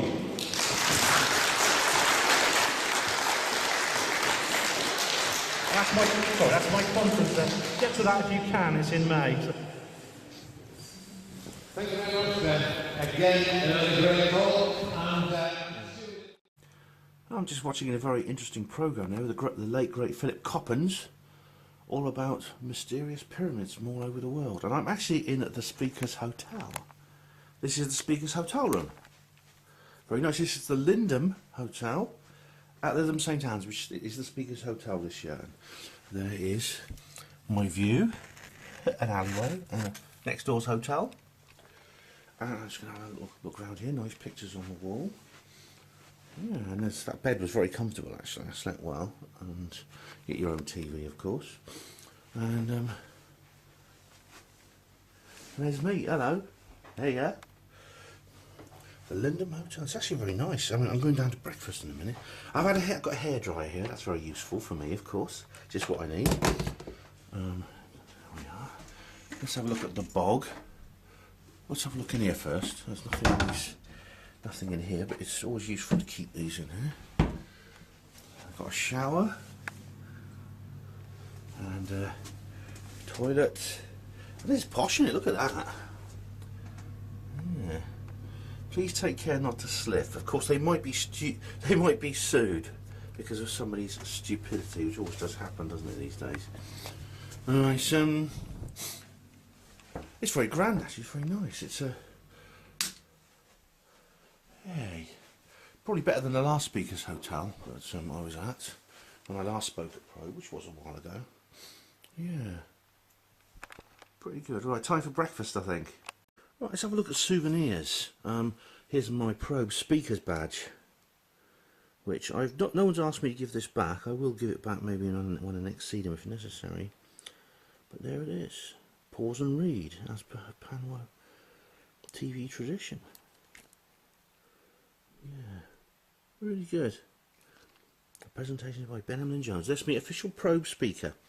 Now I picked this up from Janet's store just for £2. Nick Cook, The Hunt for 0 Point. Now I've been after this book for a while, but there's a lot of expensive hardback versions of this. This is the paperback. It's just a cheap old paperback, and unfortunately most of the picture section is gone, but it's not a problem. The actual text pages are all there. You might have seen The $1 Billion Secret and UFOs, The Secret Evidence. I disagree with a lot of what Nick Cook says. He's a defence journalist, aerospace consultant, Jane's Defence Weekly. But he does have an awful lot of interesting things to say about it. He just doesn't go as far as he ought to, in my view. And now this is not something I bought. This is something Colin has lent me. Magic Eyes Only, Earth's Encounter with Extraterrestrial Technology by Ryan S. Wood, forward by the late, great, one and only Jim Mars. Now this is, you may have heard me refer to this in some of my speeches, but this is actually, it's very hard to get hold of this book now. It's quite rare. But Colin has lent me his copy, so I better take care of it. But it's basically research for my new novel that I'm writing. On the subject of books, I sold all 3 of my books, all but 3. I've got one Evans Land, one Rising, and one Reveal left. So all the others were sold, which is it's pretty good going, better than I expected. So thanks to everyone who bought copies of my books, and I hope you all enjoy them. And here's an extra souvenir that I never mentioned before. Who or What Were They by Alan Godfrey.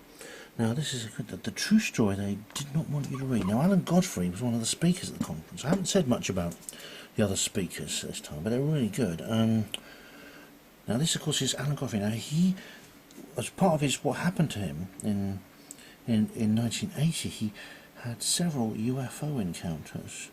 One was his own abduction experience, which you see reproduced here on the cover, where he was basically driving along in his patrol car and this saucer came across the road in front of him and he had this abduction experience. Another was he came across a dead body of a man who disappeared, and it appeared to be some kind of UFO event. And you see there's the back there. Yeah. And Godfrey had a good career as a policeman in the Yorkshire town. There he was called to a body on a coal heap. And then of course he has close encounters of the weirdest kind. This is the true story of secret forces and cover-ups, plus terrifying attempts to destroy a brave officer's career. For the first time read the truth in his own words. It's taken him 15 years to write this book, he said. It's not a long book, but it's obviously an awful lot here, and of course he signed it. Thanks very much, Alan. I'm going to see Alan Godfrey again at the UFO Truth magazine at Holmfirth in September. And here we have the latest Nexus magazine. Yes, April-May 2018. Volume 25, number 3.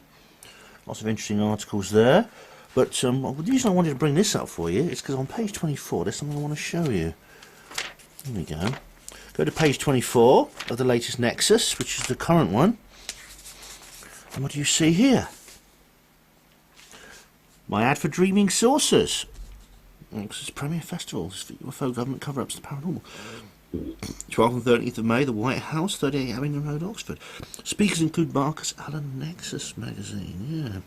Now, the reason I haven't got the full list of speakers on me because I did the text had to be a certain size, but that was pretty good. I'm glad I did that actually, because this magazine has 66,000 readers in Britain alone, and well, the ads are different for every country, but that's just a 1/8 page ad, right? That was only £120. So that's actually pretty good. I mean, you can go up to much more. These big ads on the back cost about £1,500. But that's actually pretty good, isn't it? It's small, but it's eye-catching. It's you know, if I was reading this, I'd be looking, I'd soon see that. And when I read the book, I read it cover to cover. I read every single ad. And what's more, if you go to the declassifieds, as they're called, and you go back through here, this the classified section in Nexus magazine is actually called the Declassifieds. Very witty indeed. Here we go. Where we go back a bit. Is it back now? Hang on. Where is it? Let's just try and find it. Oh, where is it? It's somewhere in here. Because there's like the little 40p per word ads, you know, which you get, which is somewhere around here. Here we are, the Declassifieds. And you go along here and you get to events. Dreaming Saucers. It's just 40p per word, those. Oxford Premier Festival for UFOs, government cover-ups to the paranormal, 12th, 13th of May. And there's the ad. Pretty good, isn't it? And they didn't charge extra for that, actually. That's not bad. Now, I'm actually thinking of actually continuing with this little ad slot here after the conference and putting in my books, Roswell Rising and Roswell Revealed. Now, all I have to do, because they're £10 each, all I have to do is sell 12 books per copy as a result, and I break even on what it cost me for the ad. So I think that's, I'm glad I did that. Pretty good idea. Well, it wasn't it was actually Marcus who suggested it, or Marcus's son who helped publish the magazine. So I was going to contact them anyway about an ad for the book. Pretty good, I'd say. Yeah, I'm very pleased with that indeed.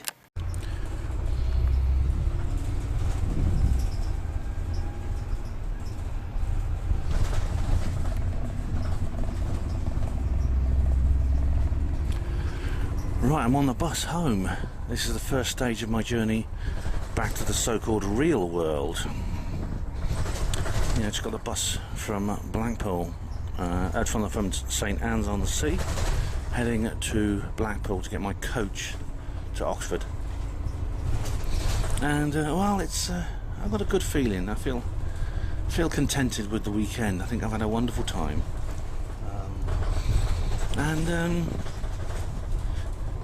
I'm like, I suppose for many people this will be seen as a problem conference, in a sense. There's a lot of strife, there were some organisational breakdowns which were resolved, so all's well that ends well. There was some bad feeling. Two of the speakers pulled out. One of them was Miles, and that can't be helped, but well, without going into details, there was a lot of strife and there was a lot of anger and you know, breakdowns of friendships as a result of all this, and that's a shame. That's a great shame. Funny enough, though, I don't feel sad about the whole thing. What I don't have is the old post-pro blues anymore. I don't get that anymore. I haven't had that for a couple of years now.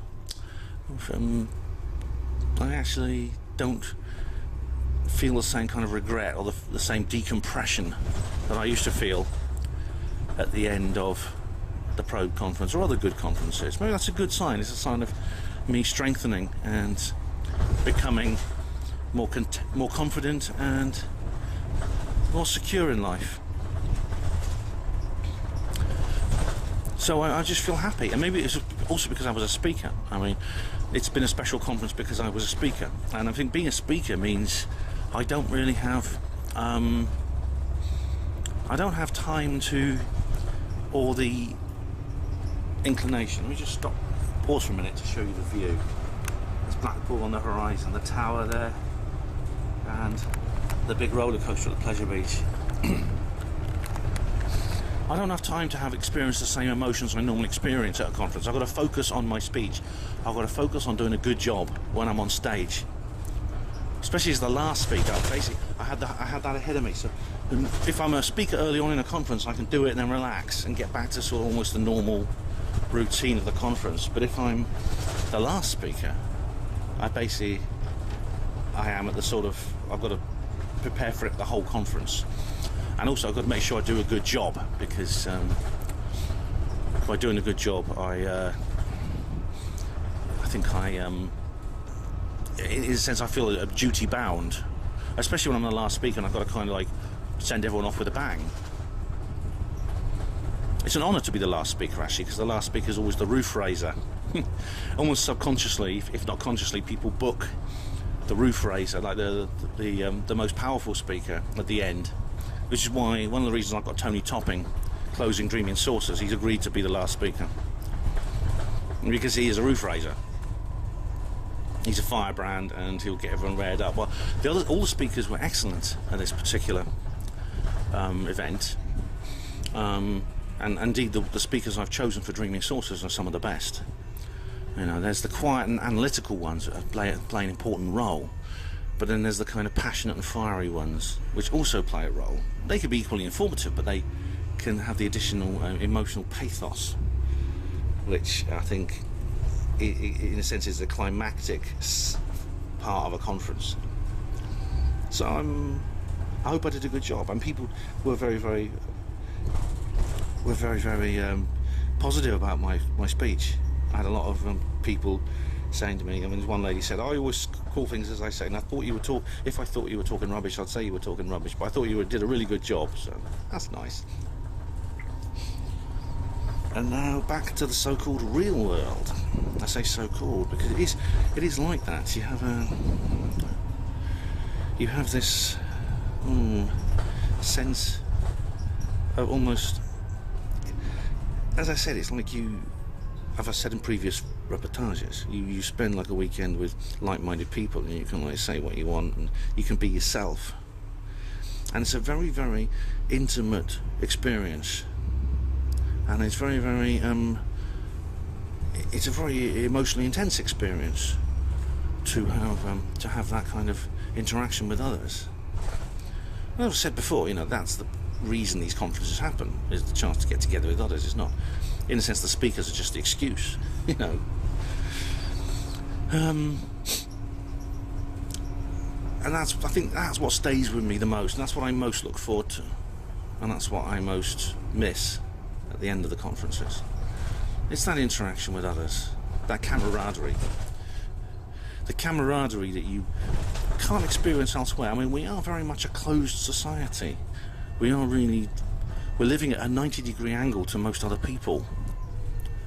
And, you know, UFOs, ghosts, the paranormal, government cover-ups. I mean, how many, you know, what is the status of these things in the mainstream? And the answer is it is ridiculed and marginalised. Yet the things that the majority of people see as a joke, as something, as an ephemeral nonsense, for us, is the most real thing in the world. And as I've said before, and as I said in my speech, it's the most important thing in the world. I've dedicated my life to this. And so it's a lonely way of life, very lonely.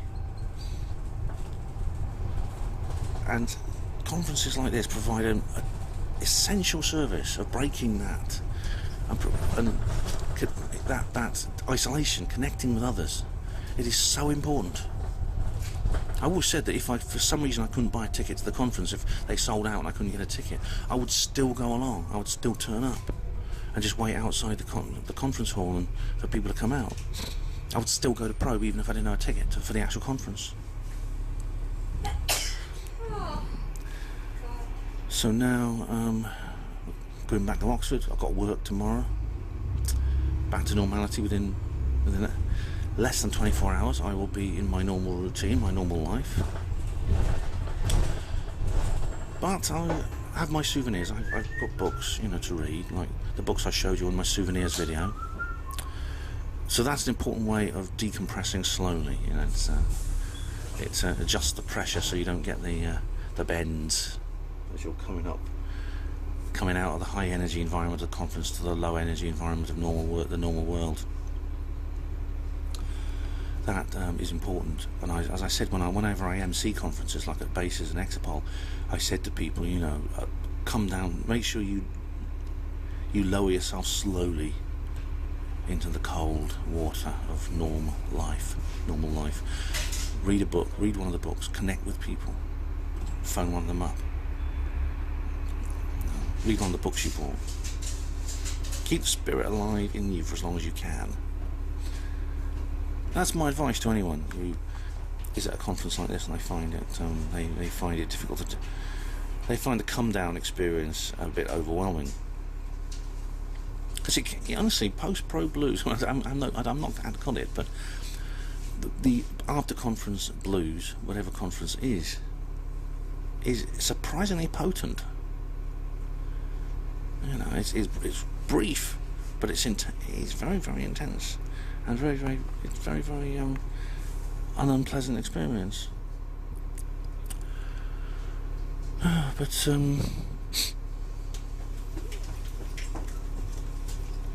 now, and I don't know how much longer these conferences are going to go on for. There's another one in September, which is nice. Sam's doing another one in September of this type, because as I explained earlier, the Probe team has split into two halves. There's two teams now operating separately, doing separate conferences. And so Sam's doing one in September, Paul's doing one in October in Bolton, I believe. Now, I've got no plans to go to the October one yet. I might do. I can't go to the September one at St Anne's. I can't. It's a real bugger.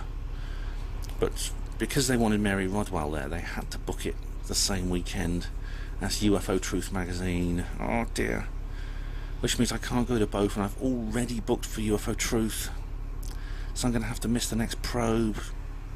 God damn it. If only it'd been 1 week later or 1 week earlier or something. Oh dear. But I see Mary Rodwell's not in the country very often. They want her, so that's understandable. She's brilliant. If I was organising a conference, I'd want that as well. In fact, I'm thinking of that for if I do a future Dreaming Saucers. If this one works out, maybe getting Mary Rodwell on the scene. So, anyway, that is the end of the March 2018 Probe conference. Now, if you're watching, I don't know what time when you're watching this, but if you're watching this when I upload it or soon afterwards, the weekend after next, that's the 7th and 8th of April, I'm speaking at the Weird Weekend, which is the Weird Weekend North, which is in the Manchester area. Just Google Weird Weekend North, see if you can get to that. I'm talking about Helen Duncan. So I hope to see you there. It's been a good weekend and I've enjoyed it. Thanks for watching. Hospital Porters, Pride and Dignity, Stop the New World Order.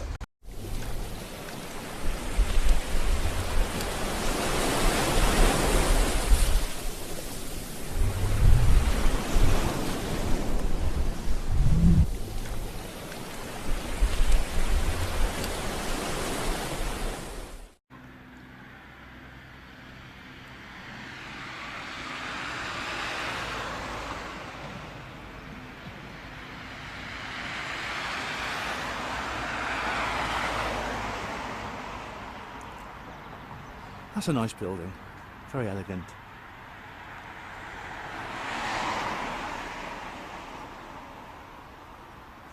There's some nice architecture around here.